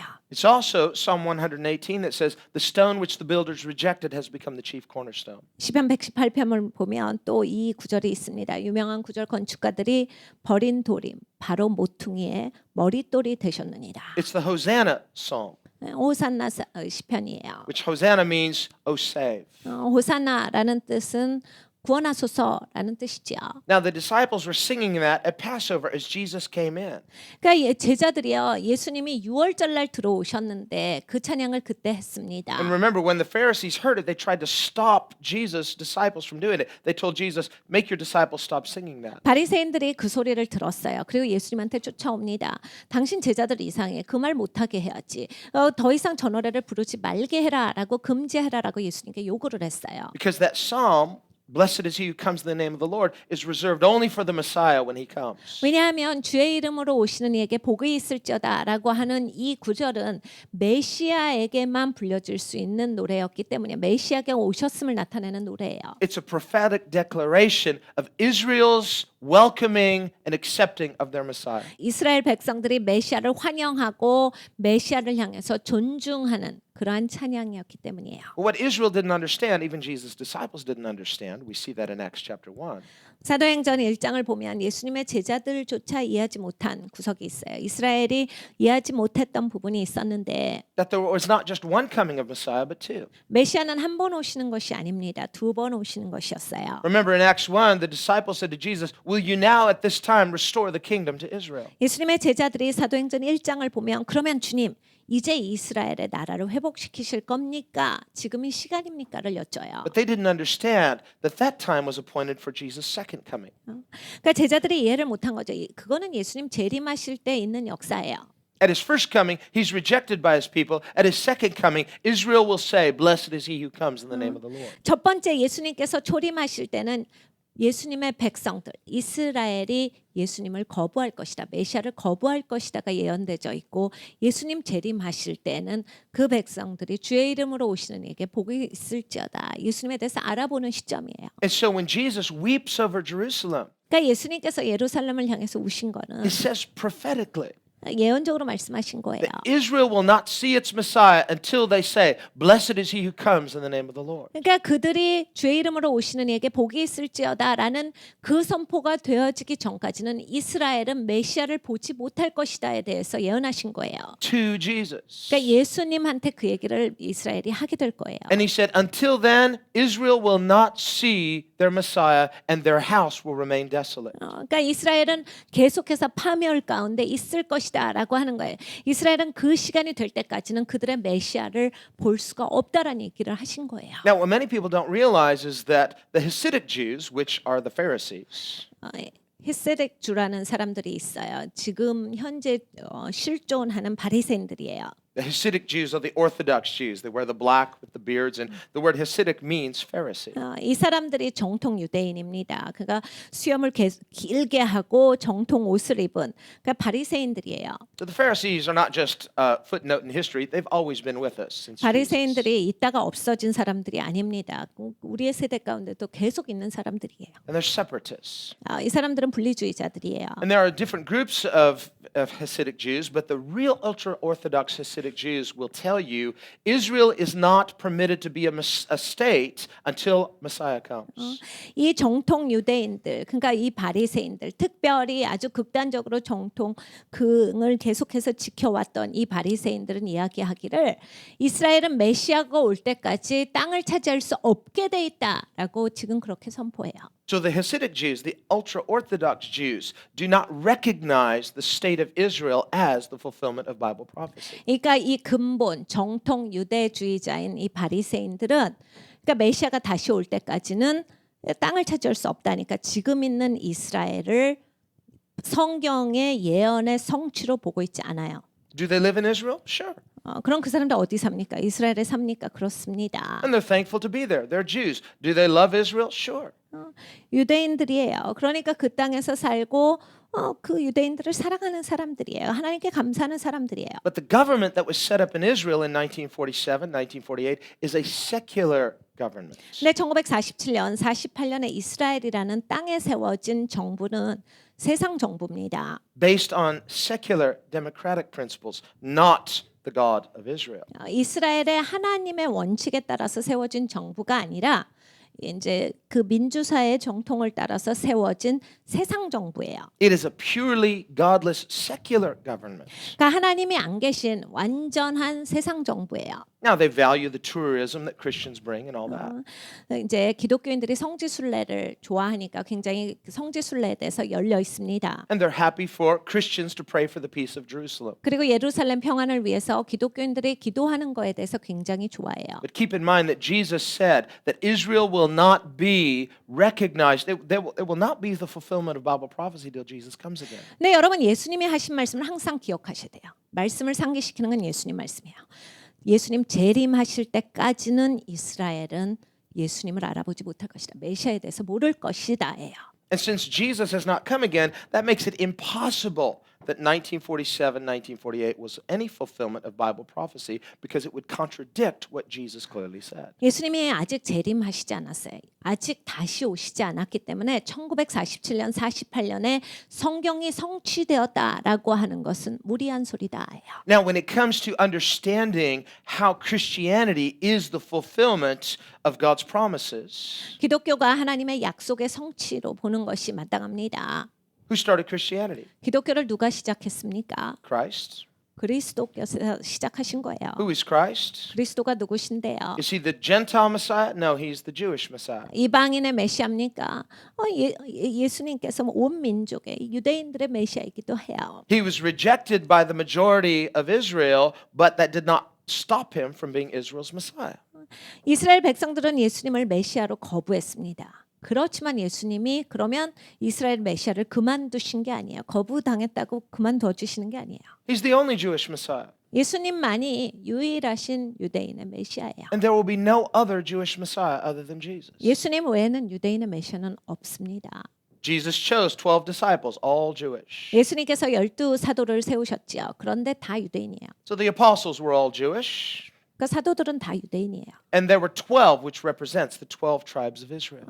12를 세우셨다. 이스라엘의 12지파를 가리키는 의미입니다. So is Jesus spiritualizing the church as spiritual Israel? Well, if he is, he must be a replacement theologian. 그러면 예수님께서 교회를 그렇게 영적인 이스라엘로서 세우셨습니까? 그러면 예수님이 대체 신학자예요. No, Jesus is not replacing Israel. He is the fulfillment of every promise that he made to Israel.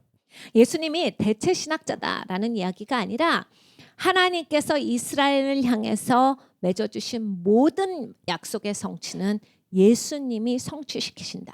Christ doesn't replace anything. He's the fulfillment. 여러분 예수님은 대체하시는 것이 있는 게 아니에요. 뭐라도 대체하시는 것이 아니라 예수님이 성취신 거예요. And so for those who are in Christ, Jesus said, to be saved, you must be in Christ. 그래서 그리스도 안에 있는 자들 그리스도 안에 있는 자들이 구원을 얻는다. 그 약속을 받는 자들이라 하신 거예요. Christ means Messiah.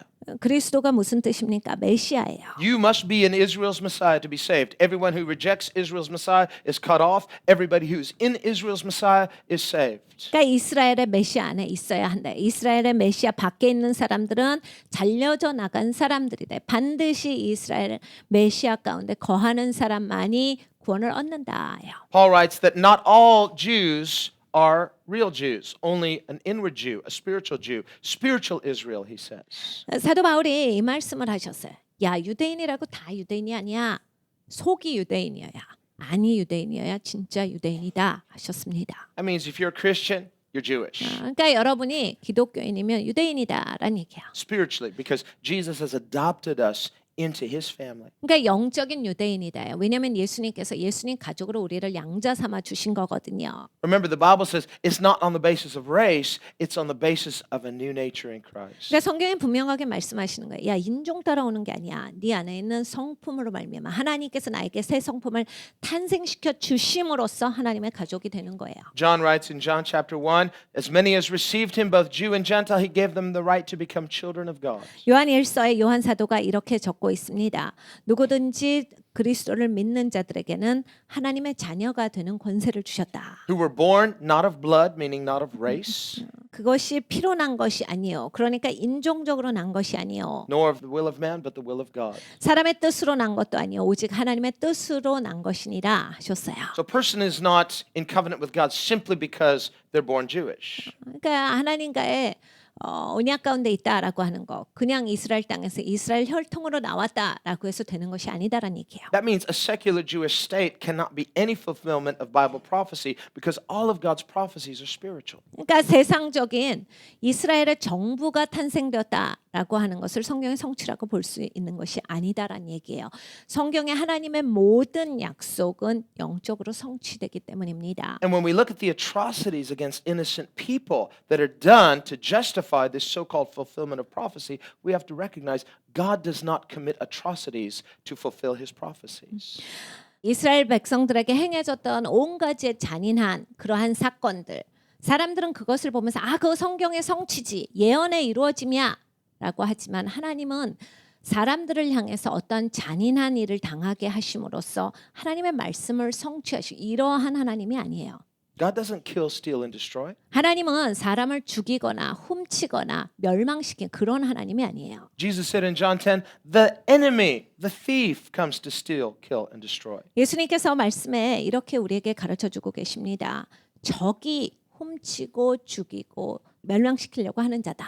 And it's a documented fact of history. In 1947, it was not just Muslims, but Christians also, Palestinians. Muslim and Christian Palestinians had their land stolen. 1947년의 역사의 기록을 보면 팔레스타인이라는 땅을 모슬렘한테서만 뺏은 게 아닙니다. 팔레스타인은 기독교인들도 많이 살고 있었어요. 그런데 그 기독교인에게서 억지로 빼앗아간 땅이에요. People were forcibly evicted overnight. There were hundreds of thousands of homeless people. 하룻밤 사이에 수백만 명이 그 땅에서 쫓겨났어요. God does not work this way. 하나님은 그렇게 역사하시지 않아요. And there were Christians living in Palestine that had been Christians for 4, 5, 6 generations. 팔레스타인에 있었던 기독교인들은 벌써 4세대, 5세대, 6세대에 걸쳐서 이미 기독교인으로서 믿음을 가졌던 사람들이에요. People who don't realize this just blindly follow what they've been told. 사람들은요 아무 생각 없이 그냥 무작정 그냥 자기가 들은 소리를 따라서 그냥 그런가 보다라고 살아오는 경향들이 있어요. But understand the character of God is that God is a God of justice. 그런데 하나님의 성품을 보셔야 돼요. 하나님은 공의의 하나님이세요. Whenever God does anything, He always demonstrates His justice and His integrity. 그러니까 하나님은 하나님의 일을 행하실 때 항상 순전하게 그리고 공의를 이루세요. In God's way of doing things, it's never that the ends justify the means. 그리고 하나님은 어떤 일을 해놓고 이렇게 해야 됐기 때문에 할 수 없었어 라고 하는 정당화하시는 일은 없어요. But whenever God fulfills any of his prophecies, there's going to be a witness of his character.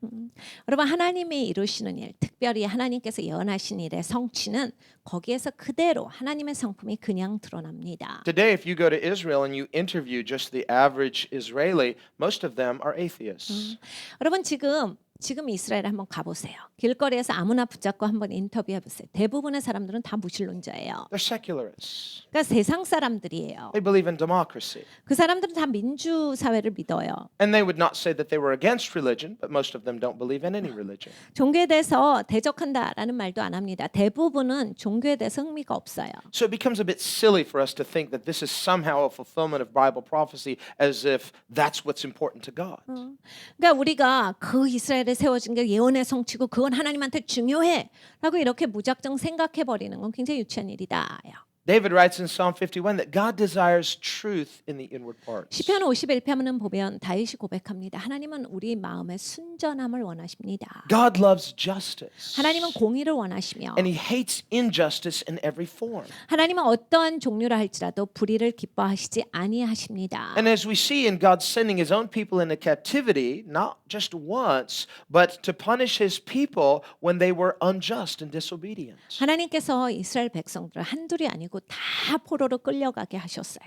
하나님께서 그것을 허용하시면서 그들에게 가르치셨던 것은 그들이 이 땅에서 불의를 행하며 사는 것에 대해서 그 의를 행하는 것에 대해서 가르쳐 주신 거예요. What we have to understand is the big picture of Old Testament scripture. 그러니까 구약에 있어서의 그 말씀의 큰 그림을 보자면 And the big picture is not Israel being back in the land as though that's what counts. Rather, it is Christ. 여러분 구약이 말하고 있는 건 언제 이스라엘이 그 땅을 회복하느냐, 그 땅을 언제 되찾겠느냐가 초점이 아니에요. 그리스도가 초점이에요. I like what Charles Spurgeon used to say is that every scripture points to Christ. 그러니까 찰스 스펄전 목사님이 하신 말씀이 저는 너무나 좋아요.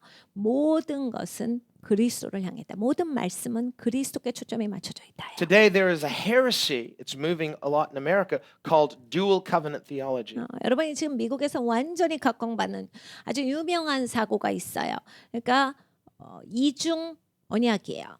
And it's this idea that Israel has its own covenant so they don't have to believe in Jesus. 이런 거예요. 이스라엘은 하나님이 구원하는 또 다른 방법이 있다. 그러니까 예수 믿지 않아도 이스라엘은 구원받을 수 있는 길이 있다. But biblically it's simply not true. 근데 성경적으로는 진리가 아닙니다. And one day those people will stand before Jesus and have to explain why they denied Christ. 여러분 이러한 사람들은 다 예수님 앞에 서서 왜 그리스도를 부인했는지에 대해서 반드시 대답해야 해요. But Jesus said, whoever's not gathering to me is scattering away from 근데 me. 예수님께서는 분명히 말씀하셨어요. 나에게로 모으는 자가 아니면 다 흩는 자니라. And whoever's not for me is against me. 그러니까 나를 위해서 있지 않는 자는 곧 나를 대적하는 자니라. So while we love Israel because Israel's the chosen people, the Bible says we are to pray for their salvation through faith in Christ. 여러분 우리가 이스라엘을 사랑하는 이유는 그들이 선택된 백성이기 때문에. 그러니까 우리가 이스라엘을 사랑한다라고 하는 건 이스라엘을 위해서 기도해야 되는 건데 그건 바로 그리스도 예수를 믿고 구원받기 위해서 기도해야 한다. Because the Bible is very clear that outside of Christ there is no salvation for Jew or Gentile. 여러분 성경은 너무 분명하세요. 그리스도 밖에서는 유대인이건 이방인이건 어떤 구원의 길도 없다라 하셨어요. We read in John 3 verse 36, whoever has the Son of God has eternal life, 요한복음 3장에 누구든지 아들을 가진 자는 영원한 생명이 있겠고 meaning Jesus. 예수님이죠. And whoever does not have the Son of God shall not see life, but the wrath of God abides on him forever. 아들을 갖지 못한 자는 생명이 없고 하나님의 진노 가운데 영원히 거하리라. So let me ask you a question. 여러분께 질문을 드려요. What good would it be to be back in the land and say we fulfilled the prophecy if the wrath of God is going to abide on them forever for rejecting Jesus? 여러분 예수님을 거부하고 하나님에 대해서 반대하고 있는데 메시아를 거부하고 있는데 땅을 차지했다라고 해서 하나님의 진노 가운데 있는 것이 무엇이 좋냐요. It makes absolutely no sense. 그러니까 이거는 말이 되질 않는 소리다. It's saying that God cares more about land than he cares about human souls. 그러니까 결국에는 이 얘기는 뭐가 되냐면 하나님은 땅을 중요시해 사람의 영혼보다. 이런 this- 결론을 가져와요. Is this real estate somehow magical or something? No, they're worshiping that land. No, we are to worship God. 하나님이요 그 이스라엘이라는 부동산을 그렇게 좋아하세요. 그래서 그 땅만 차지하면 모든 게 자동적으로 마술쇼 같이 다 된다가 아니에요. 전혀 그런 게 아니에요. 하나님은 영혼을 사랑하셔요. Now, I wouldn't mind going to Israel and walking where Jesus walked and seeing the Sea of Galilee and seeing the Via Dolorosa and all those things. Sure. 뭐 저도 뭐 이스라엘에 가게 되면 뭐 예수님 걸으셨던 땅도 밟아보고 뭐 예수님이 이것저것 하셨다라는데 가서 보고 뭐 보는 것 좋겠죠. But is that land somehow more spiritual? No. 근데 그 땅이 더 영적이냐? 그렇지 않습니다. And Jesus himself said it 예수님이 직접 하신 말씀이에요. in John chapter 4. 요한복음 4장에 The Samaritan woman said, "You Jews worship on Mount Zion, we Samaritans worship at Mount Gerizim. Who's right?" 당신 유대인들은 시온산에서 예루살렘에서 예배하는데 왜 우리는 게레심 산에서 예배하고 이거 어느 게 맞습니까? And Jesus essentially said, "The scriptures have been entrusted to Israel, so Israel knows God through the scriptures. We have salvation." 예수님께서 말씀하신 것의 아주 핵심은 이거예요. 야, 이 말씀은 이스라엘 백성들에게 주어졌어. 그러니까 이스라엘 백성들은 아는 것을 예배하니까 이스라엘 백성들에게 진리가 있는 거다. 이스라엘 백성들이 맞다. So over and over and over again, Jesus affirms the authority of the Holy Scriptures. 그러니까 예수님은 계속해서 말씀하시기를 하나님 말씀의 권위에 대해서 말씀을 하신 거예요. But we must exegete them correctly. 근데 하나님의 말씀을 우리가 제대로 파악할 수 있어야 되지요. But Jesus goes on to tell her, the time is coming and now is when you will neither worship the Father on this mountain or in Jerusalem. 예수님께서 이제 시간이 오나니 곧 이때라 이 산에서도 아니하고 또 저 산에서도 아니하노니 아버지를 이 산도 저 산도 아닌 그 시간 가운데 예배할 때가 오나니 바로 이미 왔도다예요. And the phrase Jesus uses is no longer. 더 이상은 그 산에서는 아니다라는 말씀을 하셨어요. He said the time is coming, in fact it's already here. 그 시간이 오나니 곧 이때라. Why would Jesus say that? 왜 예수님이 그 말씀을 하셨을까요? Because he's the temple 예수님이 성전이세요. and he was there. 그래 예수님은 그곳에 계셨어요. Now it took a number of years until that temple was completely destroyed in AD 70 as Jesus predicted. AD 70년이 가서야 그러니까 한참 한 몇십 년 지나고 나서야 예수님께서 예언하신 대로 예루살렘에 있었던 성전은 다 무너져서 폐허가 됩니다. Jesus said that the temple would be dismantled and not one stone would be left standing on another. 예수님께서 그 성전이 완전히 폐허가 될 터인데 돌 하나도 도리에 남지 아니하리라 And when he 하셨어요. was questioned and asked to give a sign to validate his claim as Messiah, 그러니까 사람들이 예수님한테 당신 메시아인 거에 대해서 어떻게 증명할 거야? 라고 했을 때 예수님이 이렇게 말씀하셨어요. he said, "Destroy this temple and in 3 days I'll rebuild it." 이 성전은 허물라 내가 3일 만에 다시 지으리니 로 말씀하셨어요. They scoffed and said, "It took 46 years to build this temple. How are you going to rebuild it in 3 days?" 사람들이 비웃습니다. 야, 이 성전을 46년이나 지었는데 이걸 무너뜨리면 자기는 3년 만에 지는데 그게 어떻게 가능해?를 얘기했어요. He wasn't talking about Herod's temple. 예수님은 헤롯의 성전을 말씀하신 게 He 아니죠. was talking about the temple of his body. 예수님은 예수님의 몸을 가리켜서 하신 말씀입니다. So why would people make a big deal about being back in the land and rebuilding a temple on Mount Zion when Jesus is the resurrected temple of God? 여러분 그러니까 왜 사람들이요 그 땅에 다시 돌아가는 걸 그렇게 중요시하느냐? 예수님께서 내가 성전이라 라고 하셨는데 그 성전에 가서 제3성전은 언제 지냐 이런 걸 사람들은 중요하게 생각을 하는 거예요. Jesus said, "I will rebuild the temple." 예수님께서 내가 성전을 다시 세우리니라 Those 하셨어요. are Jesus' words. Is he replacement theology? 예수님이 하신 말씀. 그럼 예수님은 뭐 대체 신학자입니까? He's not replacing a temple made with human hands. He is the living temple of God. 그러니까 예수님께서 말씀하시는 건 사람의 손으로 만든 건물 그 성전을 말씀하신 게 아니에요. 살아계신 성전 예수님에 대해서 하신 말씀이다. He's the fulfillment of God's promise that the son of David would rebuild the temple.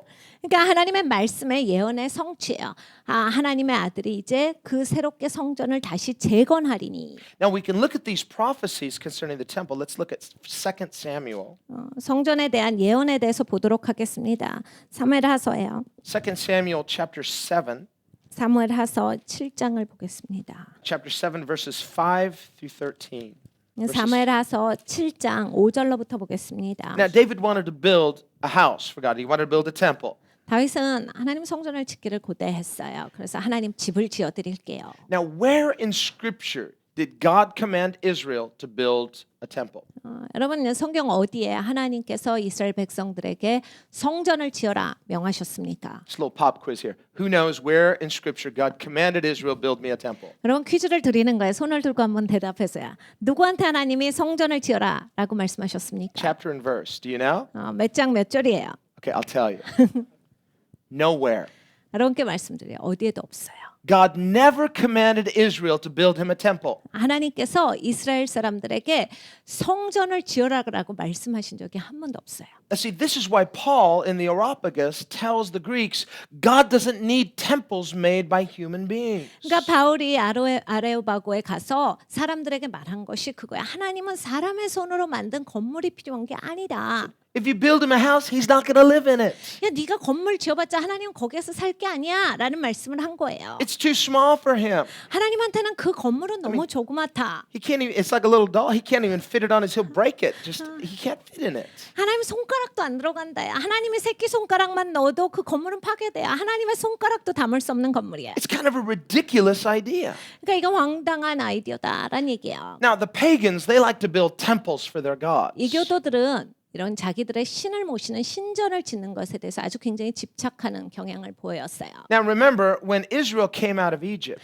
이스라엘 백성들이 애굽에서 나왔을 때 and they got into the wilderness, 광야에 도착하지요. not by accident, God led them into the wilderness 어떻게 하다 광야에 들어온 게 아니라 하나님이 광야로 그들을 인도하셨어요. to test them. 그들을 테스트하시기 위해서지요. Remember Jesus in the wilderness 40 days? 예수님께서 광야에 나가셔서 40일을 계셨습니다. What do we see here? 거기서 뭘 봅니까? We see some parallels between natural Israel and Jesus as the fulfillment of God's promise. 자연적인 이스라엘과 예수님, 하나님의 성취를 가리키시는 그 예수님의 모습을 봐요. These are parallels that are very clear in Scripture. 성경에 있어서 이건 너무 분명한 거예요.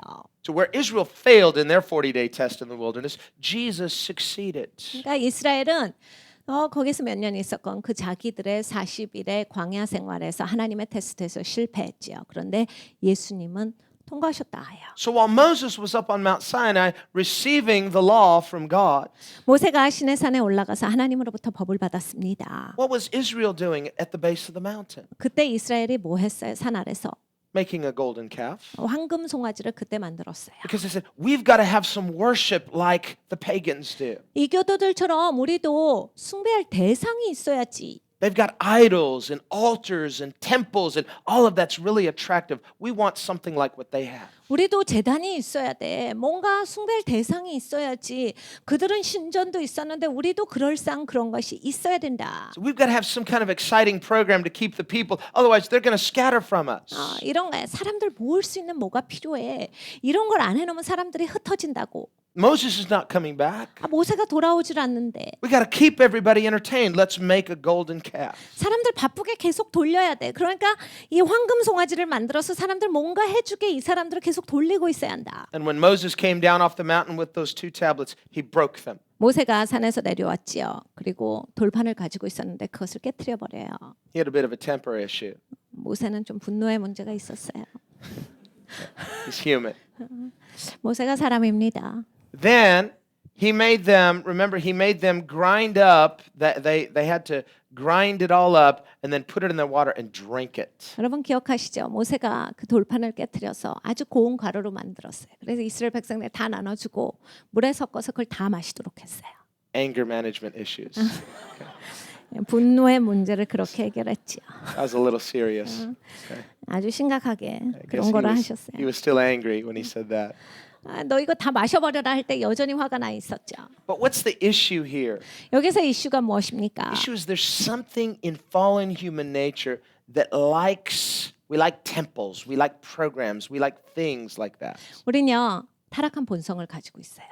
그러니까 우리는 이렇게 잡아보는 걸 좋아해요. 성전도 있어야 되고 내가 보이는 것도 있어야 되고 내가 뭘 할 수 있는 게 있어야 돼요. Now, God didn't tell Israel to have a king, but suddenly they're like, you know, the rest of the nations all have kings, and it's really cool, and we're the only ones that don't have a king, so we're not cool like those other cool nations with cool kings. 여러분 이것도 기억하시죠? 이스라엘에는 왕이 없었어요. 하나님이 세우시질 않았어요. 그런데 주위를 둘러보고 이스라엘 백성들이 왜 우리만 왕이 없어?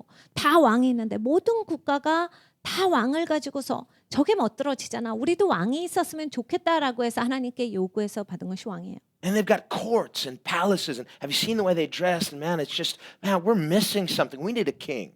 야, 왕궁도 있잖아. 쟤네들은 왕궁에 있어서 이것도 있고 저것도 있고 왕이 입는 옷도 있는데 왜 우리나라만 없어? 우리도 이게 있어야 된다. So they came to Samuel and said, we want a king. 그래서 사무엘한테 찾아옵니다. 우리도 왕이 있길 원해요. He said, God's your king. What's your problem? 사무엘이 이렇게 대답해요. 하나님이 왕이셔. 뭐가 문제인데? Well, that's kind of spiritual. We want a real king. 아, 그거 너무 영적이잖아. 우리는 보이는 왕을 원한다고. So let's talk about, is God's kingdom a spiritual kingdom or not?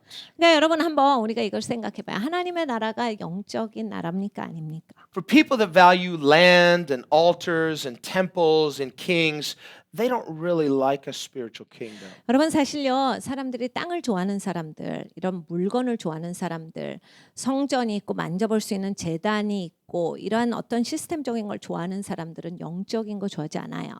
God does. 하나님은 좋아하세요. Jesus does. 예수님은 좋아하세요. Jesus said, no longer shall you worship on Mount Zion. 예수님께서 그 말씀을 하신 거예요. 더 이상 시온산에서 예배하는 게 아니야. So not one stone will be left on another. I'm the temple. 야 내가 성전이야. 돌 하나도 돌 위에 남겨져 있지 않을 거다. Is he replacing something? No, he's always been the temple all along.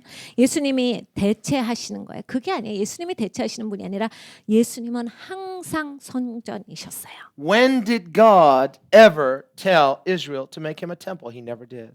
하나님은 언제도 이스라엘을 향해서 야 성전을 만들어라 이러신 적이 없어요. What he rather allowed them to make was a tent, a tabernacle. 하나님께서 그들에게 허용하신 것은 장막이었어요. 텐트를 만들어. A tent is a temporary building. 여러분 이 장막이 뭐야? 잠깐 있는 임시 거초지요. What's the metaphor? 무엇을 나타냅니까? The metaphor is that this life is temporary. 그러니까 이 땅에서의 삶은 잠깐 있다가 가는 삶이다를 가르쳐 주시는 거예요. There is a permanent temple in the heavens that will never pass away, but this life is temporary. 여러분 전국에 있는 거처가 있습니다. 절대로 지나가는 거처가 아니에요. 영원히 갈 거처인데 이 땅에서의 삶은 잠시 있다가 없어지는 것이다. Now, what about God's promise to Abraham concerning the land? 하나님께서 아브라함에게 약속하신 그 땅에 대한 것은 무엇입니까? Well, we also see it, the writer of Hebrews talks about this. 히브리서 저자가 여기에 대해서 또한 이야기를 합니다. By faith, Abraham sojourned in the land as a stranger. 믿음으로 아브라함은 낯선 자로서 이 땅을 살아갔고요. Not inheriting the promise, 그러니까 내 약속을 차지하고 산 사람이 아니다. but looking forward to a better promise, that is the promise of an eternal life. 영원한 생명, 더 나은 것, 앞에 있는 것을 향하여 믿음으로 살아갔던 자다. So the writer of Hebrews tells us that the promise that God made to Abraham concerning land was not fulfilled in his life, and Abraham didn't expect it. 그러니까 이 아브라함이 이 땅을 살아갈 때 그 약속의 성취를 맛보지 못했다고 아브라함도 그 성취를 기대하지 않았다. But rather, he lived in a tent 장막에서 살았어요. for the rest of his life. 남은 인생 내내 장막에서 살았어요. In a foreign land, even though God said, this is your inheritance, it was a type and shadow of his spiritual inheritance. 외지에서 살았습니다. 이것이 너의 유업이다. 영적인 유업에 대한 이해를 가지고서 살았던 사람이에요. So the natural-minded person who only thinks about land and temples and altars and things like this, they miss the whole point of the entirety of Scripture. 그러니까 이 자연 사고의 사람들은 땅이 중요하거든요. 그리고 성전이 세워진대. 그리고 이게 있어야 돼. 이런 물질적인 것들을 잡아보는 것을 중요하게 생각하기 때문에 그러한 것을 생각하다 성경 전체에 대해서 이것은 그냥 간과되어지고 이해하지를 못하게 된다. Because spiritual things are spiritually discerned. 왜냐하면 영적인 것은 영적으로 분별하기 때문입니다. So he writes here in verse 5. 5절을 보겠어요. God said to the prophet Nathan, go and tell my servant David, thus says the Lord, would you build a house for me to dwell in? 하나님께서 나단 선지자 하나님의 종에게 말씀하셨어요. 가서 내 종 다윗에게 말하기를 여호와의 말씀이 내가 나를 위하여 나의 거할 집을 건축하겠느냐. For I have not dwelt in a house since the time that I brought the children of Israel up from Egypt, even to this day, but have moved about in a tent and a tabernacle. 내가 이스라엘 자손을 애굽에서 인도하여 내던 날부터 오늘까지 집에 거하지 아니하고 장막과 회막에 거하며 행하였나니. Whenever I have moved about with all the children of Israel, have I ever spoken a word to anyone from the tribes of Israel whom I commanded to shepherd my people Israel, saying, Why have you not built me a house of cedar? 무릇 이스라엘 자손으로 더불어 행하는 곳에서 내가 내 백성 이스라엘을 먹이라고 명한 이스라엘 어느 지파에게 내가 말하기를 너희가 어찌하여 나를 위하여 백향목 집을 건축하지 아니하였느냐라고 말하였느냐. God doesn't need those kind of things in order to be worshipped. 그러니까 하나님이요 하나님을 예배하는 데 있어서 이런 집이 필요하신 분이 아니에요. That's what Paul is saying in the Areopagus. 그러니까 바울도 이 아레오바고에서 그 얘기를 전해주고 있는 거예요. It's not that we build things for God, rather God provides for us. 우리가 하나님을 위해서 뭘 짓습니다가 아니라 하나님이 우리를 위해서 공급하시는 하나님이시다를 가르쳐 주는 거예요. What he wants from us is to be thankful and to trust him. 그러니까 하나님이 우리에게 요구하시는 것은 하나님을 신뢰하고 하나님께 감사하는 삶이에요. To call upon him when we're in trouble. 우리가 문제가 있을 때 하나님께 부르짖는 것을 하나님은 기대하신다. To receive his forgiveness and his love and to believe his promises. 그러니까 하나님의 약속을 받고 하나님의 용서하심을 받고 하나님을 믿고 그렇게 살아가는 삶을 하나님은 요구하세요. Now he speaks to David in verse 8. 8절에 다윗에게 말씀하십니다. Now therefore thus shall you say to my servant David, thus says the Lord of hosts, I took you from the sheepfold, from following the sheep to be ruler of my people over Israel. 그러므로 이제 내 종 다윗에게 이처럼 말하라. 만군의 여호와께서 이처럼 말씀하시기를 내가 너를 목장 곧 양을 따르는 데서 취하여 내 백성 이스라엘의 주권자를 삼고 Now skip down to verse 12. 12절로 가겠습니다. He says, When your days are fulfilled and you rest with your fathers, meaning when you die, I will set up your seed after you, who will come from your body, and I will establish his kingdom. 내 수완이 차서 내 조상들과 함께 잘 때 내가 내 몸에서 날 자식을 내 뒤에 세워 그 나라를 견고케 하리라. He shall build a house for my name, and I will establish the throne of his kingdom forever. 저는 내 이름을 위하여 집을 건축할 것이요 나는 그 나라 위를 영원히 견고케 하리라. Now, the Bible also says that God said to David that your son will build my house and it will exist forever. 성경에 또한 말씀하시는 바가 있어요. 다윗에게 하나님께서 이렇게 말씀하셨어요. 너의 아들이 나를 위하여 집을 세우리니 그 집이 영원하리라. Here he says, the son that will come from you, his kingdom will abide forever. Did Solomon's kingdom abide forever? 여기에서도 마찬가지죠. 내 자식이 이제 나라를 세울 것인데 그 나라가 영원하리라 했어요. 여러분 솔로몬의 나라가 영원했습니까? 솔로몬이 다윗의 아들입니다. No, he was cut off. 솔로몬은 잘려져 나갔습니다. And remember, 10 of the tribes went into exile, never to return. 여러분 북왕국의 10지파는 포로로 끌려가서 다시는 돌아온 적이 없습니다. And then in the time of the Babylonian captivity, the last of David's descendants, the last king of Israel, the last king of Judah, was taken into captivity. And after that, Israel was without a king. 바벨론의 시대에 있어서 유다의 마지막 왕이 바벨론의 포로로 끌려갑니다. 그 마지막 왕이 끌려감으로써 이스라엘은 그 이후로 왕이 없어 왔어요. Thus ended the Davidic dynasty of kings. 그러니까 다윗 왕조가 거기에서 끝났습니다. Now later, after the Jews were returned from Babylon, 바벨론으로부터 이제 남왕국의 포로로 끌려갔던 사람들이 돌아옵니다. they still didn't have a king, they had a governor. 근데 그때는 이제 왕이 없어요. 근데 그 통치자가 있었죠. But later, under the Hasmonean dynasty of Jews, 근데 헤모니안 다이너스티가 그 왕조가 생겨요. they combined the priesthood and the king into one office. 그때 이제 제사장과 왕을 하나의 직임으로 통합시킵니다. Now remember, that was forbidden in Scripture. 여러분 잘 기억하시죠? 그거는 성경에 금지된 거예요. And when King Uzzah tried to offer sacrifices, something that was only for the priests, he was struck with leprosy for the rest of his life. 우시아 왕이 제사장만 할 수 있었던 일을 자기가 했기 때문에 금지된 일을 했기 때문에 문둥병에 걸리는 거예요. It was because God had appointed to the sons of Aaron the Levitical priesthood and to the son of David the lineage for Messiah. 하나님께서 결정해 놓으신 바 아론의 그 후손을 통하여서는 레위인들이 나와서 제사장 직임을 감당하게 하셨고 다윗의 후손을 통하여서 왕의 직임을 감당하게 하나님께서 나눠 놓으신 것을 이들이 혼합시켰기 때문에 있었던 역사예요. So under the Hasmonean dynasty, they now had a king again, but he was not a descendant of David. He was one of the sons of the Hasmonean dynasty. 그러니까 이제는 왕이 세워졌어요. 제사장직이랑 같이 하는데 다윗의 후손이 왕이 된 것이 아니라 새로운 왕조가 생겨난 거예요. And so that continued all the way up until the time of Herod the Great. 헤롯 대왕이 있게 되기까지가 그게 쭉 흘러와요. He basically bought his way into that, married one of the Hasmonean princesses. 헤롯 대왕은 그걸 했죠. 결혼해서 정략 결혼 가운데 그 자리까지 간 사람이에요. So everything became very political. 그냥 모든 게 정치화됐어요. And they were really a client nation of Rome.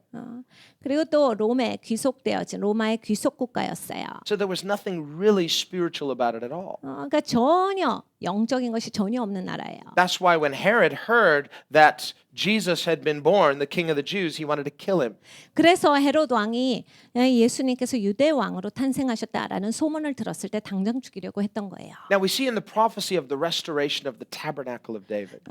다윗의 장막의 회복이라는 그런 예언을 들어보셨을 거예요. And there's been lots of talk about this. What is the tabernacle of David? 그러니까 다윗의 장막이 뭐냐 이런 얘기들을 많이 해왔어요. And I know we can go into all the teaching about the fact that before the Temple of Solomon was built and there was a tabernacle set up on Mount Zion and all that. And we could talk about that. 우리가 이제 솔로몬의 그러한 성전도 생각해보고 그 전에는 하나님이 그 산에 장막을 두게 하셔서 그거를 다윗이 어떻게 그걸 운영하였고 뭐 이런 얘기를 많이 해볼 수가 있어요. 우리는 이런 아주 자세한 얘기들을 다 해볼 수가 있는데 And I believe in that. I believe in that. 저도 그걸 믿어요.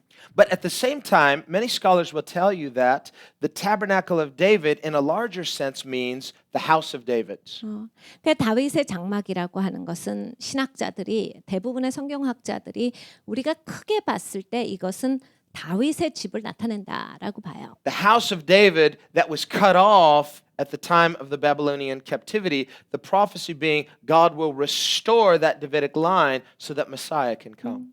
바벨론으로 다윗의 그 후손의 왕이 그 포로로 끌려가면서 다윗 왕조가 끝났지요.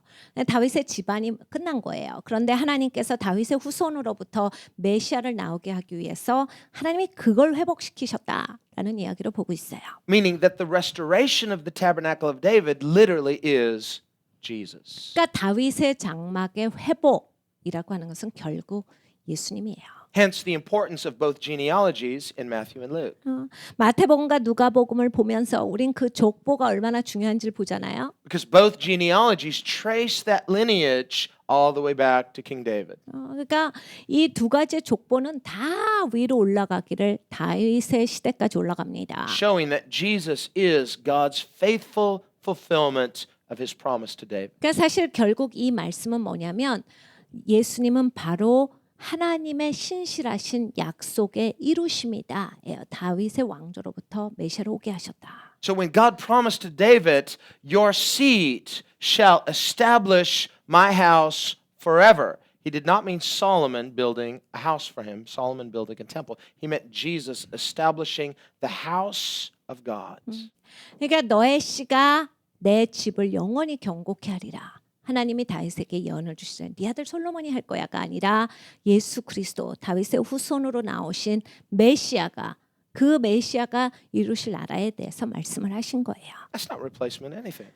그러니까 여러분 이게 뭘 대체하고 그런 게 어디 있습니까? That is the fulfillment of everything that God has consistently promised throughout the Old Testament scriptures, fulfilled in Jesus. Jesus will build the house of God. 그러니까 이거는 성취예요. 그냥 구약 처음부터 시작해서 하나님이 약속해 오셨던 그 모든 것을 예수님이 온전히 성취하시고 하나님의 집을 견고히 세우셨다예요. And in fact, in the Jerusalem Council in Acts 15, when the elders, they talk about this, and James quotes about, or excuse me, I think it's Peter quotes about the tabernacle of David.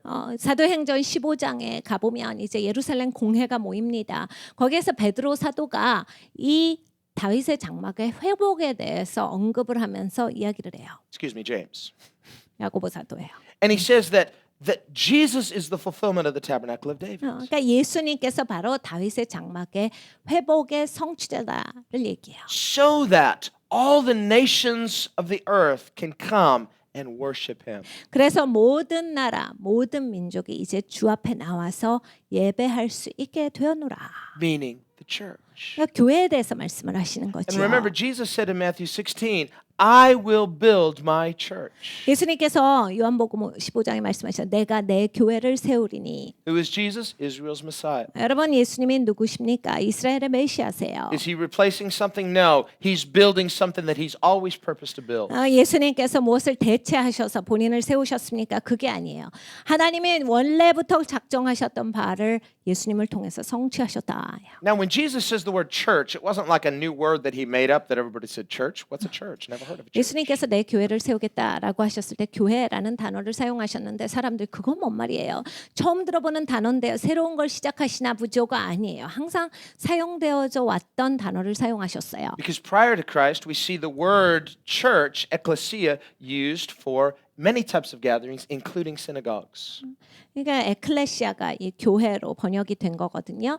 그러니까 예수님이 그 말씀을 하시기 전에도 에클레시아 모임들은 있어 왔어요. 에클레시아는 바로 어떤 모임을 가리키는 건데 회당에서 모이는 것도 포함해서예요. So what Jesus is saying, and they all understood by his word ecclesia, is Jesus is going to build his consecrated gathering. 그러니까 예수님께서 나는 내가 모으는 내 모임을 시작할 거다. 나는 내가 성별된 모임을 시작할 거다라는 말씀을 하신 거예요. Comprised of Jew and Gentile alike. 그러니까 유대인이나 이방인이나 할 것 없이 나는 내 모임을 세우겠다. Because Jesus is that branch that was growing out of the stump that was chopped down. 그러니까 예수님께서 바로 밑둥이 잘려져 나간 곳에서 새순으로 나오신 분이시기 때문이에요. Everyone who is in Christ is an extension of that growth. 예수 그리스도 안에 있는 자들은 그 성장의 일원입니다. It is the fulfillment of every promise that God has made concerning Jesus. 예수님에 대해서 하나님께서 약속하신 모든 것 가운데 그것은 포함되어 있어요.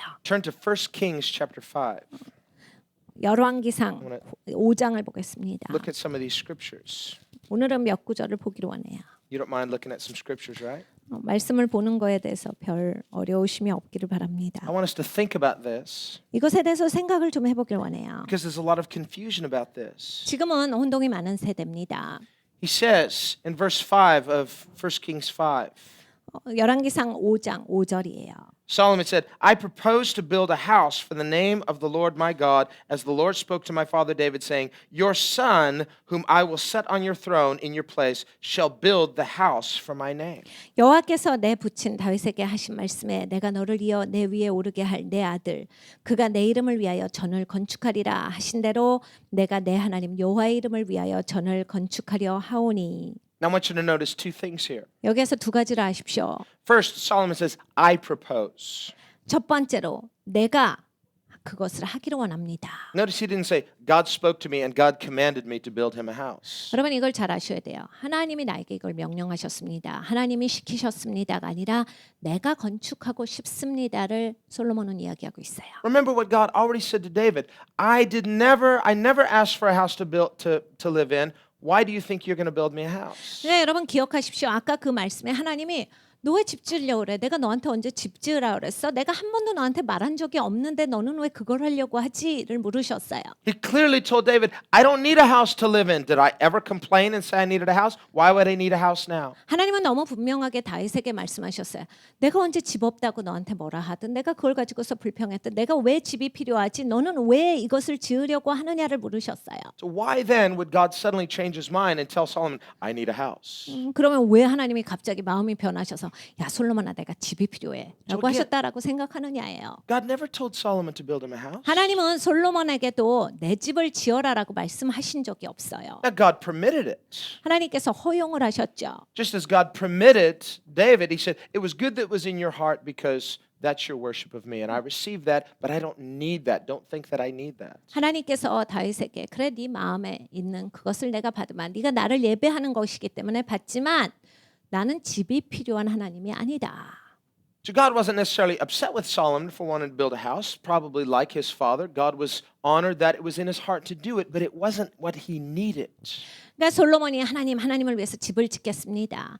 자기 그 솔로몬의 아버지의 마음과 같이 하나님께서 받으셨을까? 그래 예배로서 받는다. 그런데 그 내가 꼭 필요한 것은 아니다. 하나님이 필요하셨기 때문에 받으신 건 아니에요. So that's the first thing. Solomon doesn't say, God told me. He says, I propose. This is my idea. I want to do this. 그러니까 솔로몬의 제안이에요. 하나님의 명령이 아니고 솔로몬이 제가 건축하려 합니다.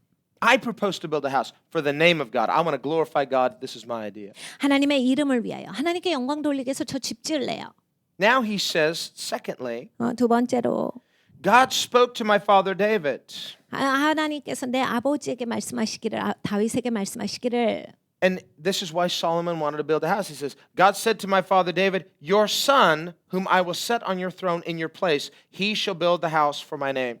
내 아들이 내 이름을 위하여 전을 건축하리라 하셨기 때문에 제가 지으려고요. So Solomon says, so I'm his son, and I'm sitting in place of my father, so I'm the fulfillment of that prophecy. 그러니까 솔로몬이 그 얘기를 한 거예요. 제가 다윗의 아들입니다. 다윗의 아들로서 이제 왕자에 앉았고 이제 그 예언을 저는 성취시키려고요. Now, many times there is a dual fulfillment of prophecy. There can be a natural fulfillment and a spiritual fulfillment. 많은 시간에 예언이라고 하는 것은 이중적으로 이렇게 성취가 됩니다. 그래서 자연적인 성취가 또 있겠고 또 영적으로 성취되는 것이 있어요. We see that in the Emmanuel prophecy, for example. 임마누엘의 예언이 그렇지요. But here, it's very likely that Solomon misunderstood the prophecy made to his father. 그런데 여기서는 솔로몬이 아버지께 하나님께서 해주신 그 약속에 대해서 오류로 생각을 했다라고 하는 것이 추측되어져요. Because God has already told David, I don't need you to build a house. Now he's going to say, oh, but your son can build it for me. 하나님이 이미 말씀하셨기 때문에 난 집이 필요 없다. 근데 지금은 좀 마음이 바뀌었어. 네 아들이 좀 집 짓게 하자. 이렇게 하시는 분이 아니시기 때문이에요. And throughout the New Testament, we clearly see that every New Testament writer recognized that Jesus is the builder of God's house. 그러니까 신약을 보면요. 신약을 썼던 모든 저자들이 공통으로 고백하고 있는 것은 예수 그리스도가 바로 하나님의 집을 짓는 분이시다. So the son of David who builds the house of God is not Solomon, but Jesus. 그러니까 다윗의 후손으로서 다윗의 자식으로서 하나님의 집을 짓는 분은 솔로몬이 아니라 예수님이시다. And the house that Jesus is building is not a physical temple on Mount Zion, but it is a spiritual temple that is the church. 그러니까 또 예수님께서 지으시는 것은 시온산에 있는 어떤 건물로서의 성전이 아니라 영적인 성전, 교회를 지으신다. Now, if that's not clear, I don't know what it is. And we could spend hours and hours looking at many, many scriptures that all say the same thing. 여러분 이것이 명확하게 다가오시지 않는다면 어떻게 생각하시는지 잘 모르겠어요. 성경의 수많은 구절이 여기에 대해서 동의하고 있어요. 우리는 수시간에 걸쳐서 얼마나 명확하게 성경에서 말씀하신지를 다 짚어볼 수 있습니다. But if you ever hear this kind of confusing thing that we say, well, Christians just want to spiritualize Israel's promises and steal all of Israel's promises, but those apply only to Israel, understand that is false. 근데 종종 이런 유행하는 생각들이 있어요. 기독교인들한테 막 주입되고 있는 생각인데 그 기독교인들이 이기적이어가지고 이스라엘한테 한 약속을 지네 마음대로 영적으로 취해갖고 지네들이 다 받으려고 그러는데 그게 아니다. 하나님이 이스라엘한테만 해주신 약속들이 있다라는 가르침들이 유행이에요. Because if you try to pin those people down, you will finally get them to admit that they recognize that Israel can reject their Messiah and still have God fulfill promises. 이런 주장을 하시는 분들을 근본적인 대화 가운데로 이끄시면 결국은 이스라엘은 예수님을 거부했기 때문에 하나님이 이스라엘을 향해서는 땅 계획을 갖고 계시다라고 하는 그 바탕으로서 이러한 생각들이 일어나는 거예요. Whereas the New Testament says when a person rejects Christ, they're cut off. 근데 여러분 신약은 명확하세요. 예수님을 대적하는 사람들은 잘려져 나간 가지다예요. If they repent and believe in Christ, they are grafted in.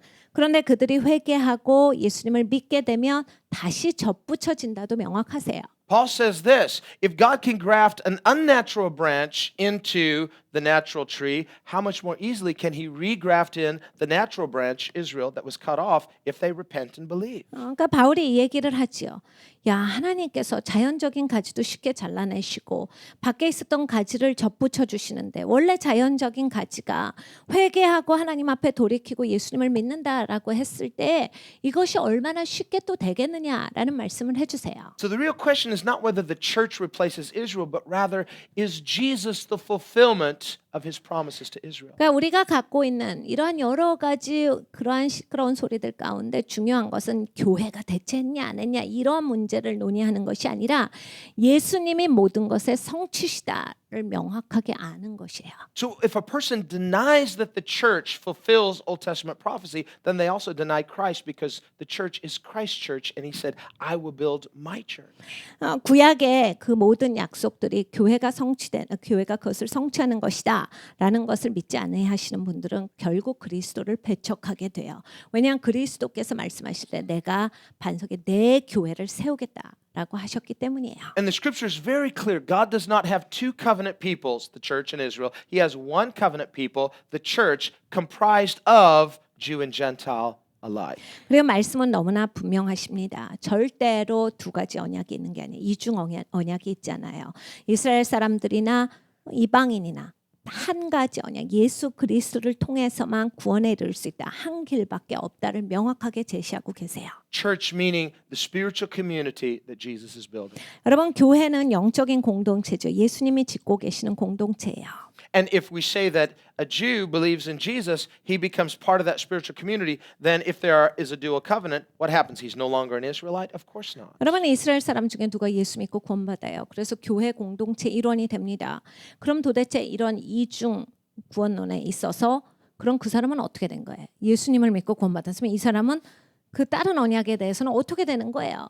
Now, we understand that our identity, both Jew and Gentile, is centered in Christ. 그러니까 여러분 우리의 정체성은 유대인이거나 이방인이거나 그리스도가 중심이시다예요. So now Paul, turn back to Acts chapter 17. We'll tie this together. 사도행전으로 가겠습니다. 17장이에요.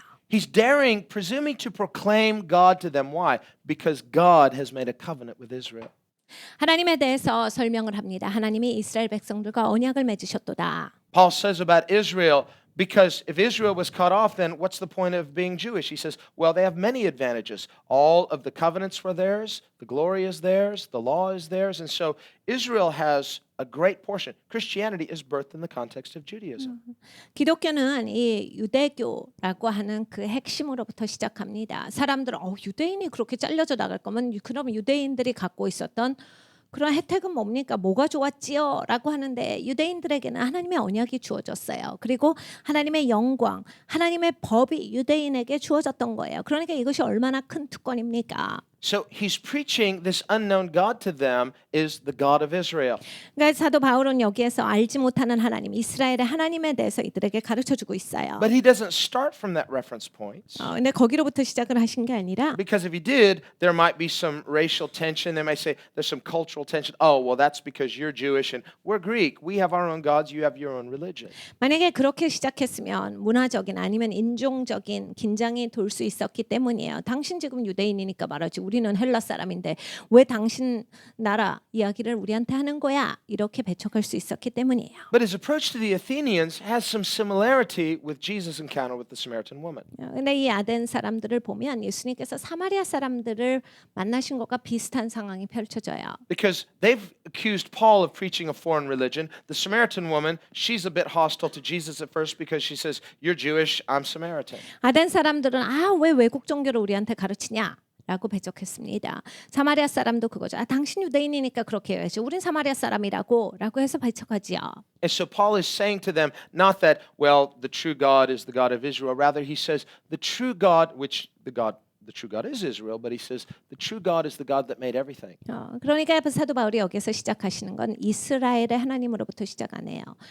진정한 하나님, 진짜 하나님은으로 시작하는데 이스라엘의 하나님이 진짜 하나님이죠. 그런데 말을 시작하실 때 이 모든 것을 창조하신 하나님으로부터 시작을 해요. So he's finding some common ground that they can all agree upon.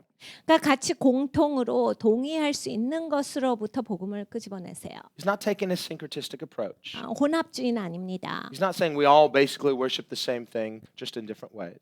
우리가 그냥 다 똑같은 신 섬기고 있는 거야. 그냥 다른 모습으로 섬길 뿐이지라는 얘기를 하고 있는 것이 아니에요. But what he's saying is there's one God, and we all know that experientially and through logic, just through looking at creation itself.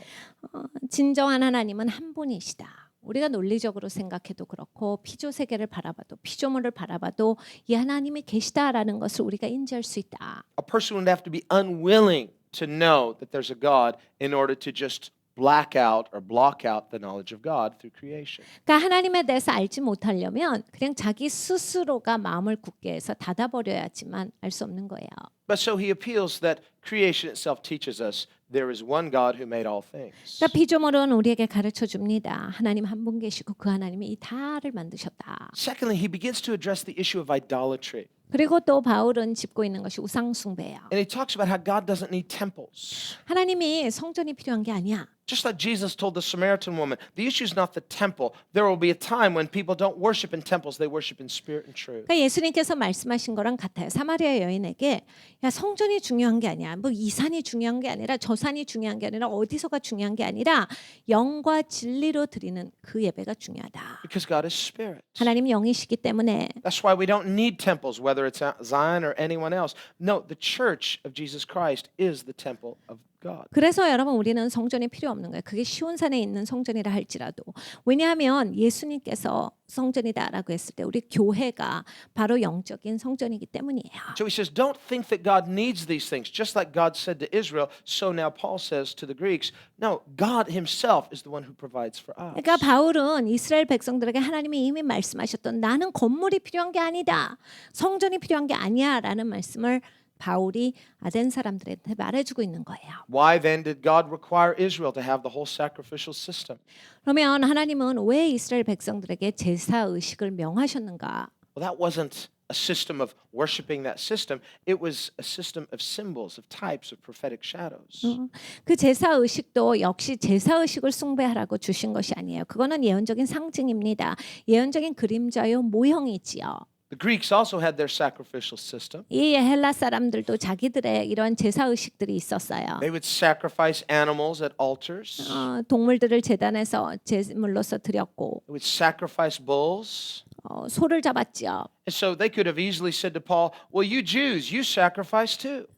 그 아덴 사람들은 쉽게 당신들 유대인들도 이거 제사 드리잖아. But understand, those sacrificial systems were very, very different. 그렇게 말할 수 있었는데 사실 이 제사 제도라고 하는 것이 아주 다른 것이었어요. The symbolism in the Jewish sacrifices dated all the way back to the Passover. 그러니까 유대교에 있어서 제사 의식 가운데 보여졌던 모든 상징들은 유월절로 되돌아갑니다. Celebrating Israel's escape from Egypt, 애굽으로부터 나온 이스라엘을 축제하는 것으로부터 시작해요. where they were to take the lamb and kill it and wipe the blood on the doorposts. And when the angel of death passed over, it would not judge that household. 어린 양을 잡지요. 그래서 그 어린 양의 피를 문지방에 발라서 죽음의 사자가 그 집을 뛰어넘을 수 있도록 하는 그 사건으로부터 시작을 해요. The symbolism of that is spiritual. 거기에 있어서 상징은 당연히 영적입니다. It's a spiritual picture of the Christian escaping from the slavery of sin. 기독교인들이 바로 죄 노예로부터 풀려졌다라는 얘기예요. And that lamb is a picture of Christ, the Lamb of God, whose blood takes away the sin of the world. 그 양은 하나님의 어린 양이신 예수님을 가리킵니다. 그래서 그 어린 양의 피로써 죄에서 씻겨졌다예요. And when the angel of death sees the blood of Christ upon your life, he passes over. You pass from judgment to life. 그러니까 죽음의 사자가 나의 삶 가운데 발라져 있는 예수님의 보혈을 보면 그냥 뛰어넘는데 그래서 우리를 죽음에서 생명으로 옮겨진 자라고 불러주시는 거예요. So do we see the symbolic typology in Israel's sacrificial system? 그러니까 이스라엘의 제사 제도 안에는 상징이요 모형이 보여집니다. Now, because they wanted to be like the other nations, they wanted a sacrificial system. So God built into it prophetic types and shadows pointing to Messiah. 이스라엘은 다른 나라들과 비슷해지는 것을 원했어요. 그러니까 그걸 계속 추구하니까 하나님께서 제사 제도를 주시면서 거기에 상징과 모형으로서 모든 것을 세워주신 거예요. Now, what were the Greek sacrifices like? 그러면 그리스 사람들은 무슨 제사를 했습니까? Well, nothing like that. 이런 게 아니에요. No spiritual typology. 전혀 영적인 모형은 없어요. What they were basically was witchcraft. 주술이에요.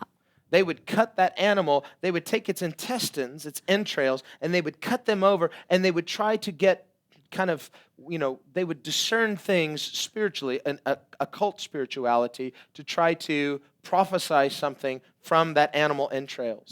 어컬트적이었어요. 그래서 동물들의 배를 갈려서 창자를 꺼내요. 그래서 그 창자에 생긴 것을 보고 영적으로 어떤 의미를 가지고 있는가를 해석해내는 그러니까 굉장히 다분히 어컬트적이고 그리고 주술적인 행동으로서 그 제사를 했던 거예요. Probably something very similar to modern day voodoo or a lot of the witchcraft that goes on in Africa. 아프리카에 있는 지금 현재 행해지고 있는 주술이라든지 아니면 부두교에서 지금 행하고 있는 많은 것들과 비슷한 모습입니다. This is dark stuff. 그러니까 아주 어두운 거지요. So there is absolutely no way we can compare the two. 그러니까 이 두 가지의 제사 제도를 비교할 수는 없는 일이에요. God was very, very particular in the instructions that he gave to Moses concerning everything in tabernacle worship. 하나님께서는 모세에게 아주 세밀한 디테일을 가르쳐 주셨어요. 그 장막에서 어떻게 예배해야 하는가까지도 말씀을 다 해주셨죠. And amazingly, everything points to Jesus Christ. 그런데 이건 놀라운 역사는요. 뭐냐면 모든 것이 다 예수님께로 향해 있다는 얘기예요. So what we understand then modernly, now we gather in church buildings. 우리가 현대에 이런 건물에서 모이죠. But we understand God doesn't need a church building. But that doesn't mean we need to throw away the church building. 하나님은 건물이 필요 없어. 그러니까 건물을 다 버려버리자. 이건 아니에요. There's some people in the house church movement. They say, well, the church buildings came from Constantine. We should all go back to house churches. Well, no, not necessarily. 가정교회를 주창하시는 분들은 그거 교회 건물에서 모이는 거 그거 다 콘스탄틴 황제가 그렇게 모이도록 했으니까 모인 건데 그건 우리는 그 전통 따를 필요가 없다 그러고 집에서 모이자라고 이야기를 하시지만 꼭 그렇지만은 않습니다. God's a God of blessing. 하나님은 축복의 하나님이세요. And when God's blessing you, you don't need to throw away those blessings. 그러니까 하나님이 축복하실 때 왜 축복을 갖다 버립니까? Say, well, it was harder earlier, so we need to go back and we need to be hard because God likes us to be hard. 이런 거예요. 초대교회 때는 고생이 많았잖아. 그러니까 하나님은 고생하는 걸 좋아해요. 그러니까 우리가 고생하면서 모이자. 그럴 필요는 없는 거죠. No, not necessarily. God wants to bless you. Let him bless you. 여러분 꼭 그것이 필요한 게 아니다. 하나님은 축복의 하나님이세요. 그러니까 하나님이 축복 주실 때 여러분 받으세요. Now, it wasn't that there were no church buildings, but that one of the things was not many wealthy people. 교회 건물이 초대교회 전혀 없었던 것은 아닙니다. 그런데 교회 역사를 보면 초창기에는 그렇게 부유한 사람들이 많이 예수님을 믿질 않았어요. But there were wealthy believers, and many of them would open up their homes, their large homes, to be a church. 그런데 종종 이제 부유한 사람들이 예수님을 믿기 시작해요. 그럼 부유한 사람들은 이제 집을 큰 걸 가지고 있으니까 종종 자기들의 집을 하나님의 교회로 내어드리는 일들이 있었어요. Secondly, because of the persecution of the church, especially in the first two centuries. 1세기, 2세기에는 교회에 대한 핍박이 아주 심했습니다. So churches had to meet in homes because they didn't have public buildings on street corners where the government could come and, take them all away. 그래서 집에서 많이 모였던 거예요. 그렇게 공개적으로 그냥 아주 다 보란 식으로 모일 수가 없었던 거예요. 그러면 언제든지 정부가 와서 그것을 금지시켰기 때문에 조용히 모일 수밖에 없었던 거예요. So let's not spiritualize these things as though, well, God hates church buildings. God likes us to be persecuted. So let's all go out and try to get ourselves persecuted. No, Jesus said if they persecute you, flee to the other city. 그러니까 이런 것은 영적으로 만들어 버릴 필요가 없는 거예요. 하나님은 핍박받는 걸 좋아해요. 우리도 핍박받을 수 있는 대로 들어가자. 그래서 핍박받을 수 있는 문제를 일으키자. 이건 아니에요. 예수님께서 말씀하실 너희가 핍박을 당하거든 피하라. 할 수 있는 대로 피하라라고 하셨어요. 그리고 건물이 없어야 돼. 하나님은 건물을 미워하신다. 우리가 억지로 건물은 갖지 않겠다라고 할 필요도 없는 거예요. A lot of Christians in the second and third centuries thought it was sort of romantic to be a hero. Well, I'm going to be a martyr. That's what God wants. And so they would go and turn themselves into Caesar to be martyred. 2세기, 3세기를 보면 굉장히 많은 수의 기독교인들이 순교에 대해서 굉장히 로맨틱하게 생각했어요. 그래서 가이사한테 가서 로마 황제한테 나 순교하겠습니다라고 해서 막 가서 순교자의 그러한 위치에 가고자 했어요. Sadly, and this is documented in history, many of those people, right before they were about to be thrown to the lions, they would be given one last opportunity, worship the emperor, and you'll go free, and many of them did. 근데 너무나 슬픈 역사의 기록은 그렇게 나 순교하겠습니다라고 로맨틱하게 생각했던 사람들의 수많은 수가 이제 그 사자의 밥이 바로 되기 직전에 마지막 기회를 줬을 때 예수 믿는 것을 취소하고 황제를 숭배라라고 하는 것에 많이 타협해 버렸다라는 얘기예요. So it would have been better not to try to be a hero, not turn yourself in, rather than do so and then betray the Lord publicly. 그러니까 영웅적이지 않는 게 낫죠. 그냥 괜히 나서가지고 내가 순교하겠습니다라고 해서 막 들이대다가 예수님을 부인하고 이러는 것보다 주님께서 주신 자리에서 내가 신실하게 믿는 것이 중요한 거예요. So we need to think a little practically about these things. 그러니까 이런 거에 대해서 조금 실질적으로 우리가 생각할 줄 알아야 돼요. Yes, we understand that it's not the church building that God needs. However, God can bless us with things, and that's a blessing, and we can receive those thankfully. 그러니까 교회 건물이 꼭 필요한 것은 아니야. 하나님이 건물이 필요하다라고 하신 적은 없어요. 그렇지만 하나님께서 건물을 주신다라고 했을 때 우리는 감사할 수 있고 이걸 굉장히 효율적으로 사용할 수 있다라는 거예요. 하나님이 축복하실 때 내가 이걸 받을 수도 있는 거예요. Now, if somebody approaches me tomorrow and they say, Pastor Scott, I've got land that I want to donate to the church. You can build a church building on it. 내일 누군가가 저한테 와서 스카 목사님, 제가 교회 땅을 그렇게 헌신하고 싶습니다. 여기에 교회를 건물을 세우세요라고 하면 I'm not going to say, get behind me, Satan. 사단아 내 뒤로 물러가라. 저는 하지 않을 거예요. I'm not going to say, God doesn't need church building. 그리고 그분한테 가서 하나님이 건물 필요한지 아세요라고 하지도 않을 거예요. I'm going to say, thank you, brother, and thank you, Lord. 저는 감사합니다라고 해서 받을 겁니다. Or thank you, sister, and thank you, Lord. 여자분이든지 남자분이든지 감사합니다고 받아서 하나님 감사합니다라고 해서 받을 거예요. And we will build a building for God's glory. 그래서 하나님의 영광을 위해서 거기에 건물을 세울 거예요. I won't say a house because we are his house. 여러분 이건 집은 아니에요. 우리가 하나님 집입니다. But the house of God can be housed in a nice building 그런데 하나님의 집이 아주 근사한 건물 안에 들어있을 수 있잖아요. if God is willing. 하나님이 원하시면요. So let's let God bless us and let's not be too confused about these things. 그러니까 하나님이 축복하시는 데 있어서 우리가 받을 줄도 알아야 된다예요. 그러니까 하나님 하시는 일에 대해서 내가 막 혼동돼서 정신없이 미혹되면 안 돼요. There is such a thing as the institutional church, but there is within that institutional church the real church, the spiritual church that Jesus came to build. 여러분 기관으로서의 교회라는 것이 존재합니다. 조직이 있지요. 그런데 그 안에 진짜 예수 그리스도의 영적인 교회가 존재해요. And he's still building it. 그리고 여전히 예수님이 직접 짓고 계세요. It's a work in progress. 예수님은 그 과정 가운데 계속 있으세요. We're not replacing anything. We are the fulfillment because Jesus is building his house in us. 우리가 뭐를 대체해서 이 자리에 있는 것이 아닙니다. 그냥 예수님의 애당초에 예수님의 집을 계속 짓고 계시는 거예요. Because there's only one way and that's Jesus. 여러분 길은 한 길밖에 없습니다. 예수 그리스도 한 분이세요.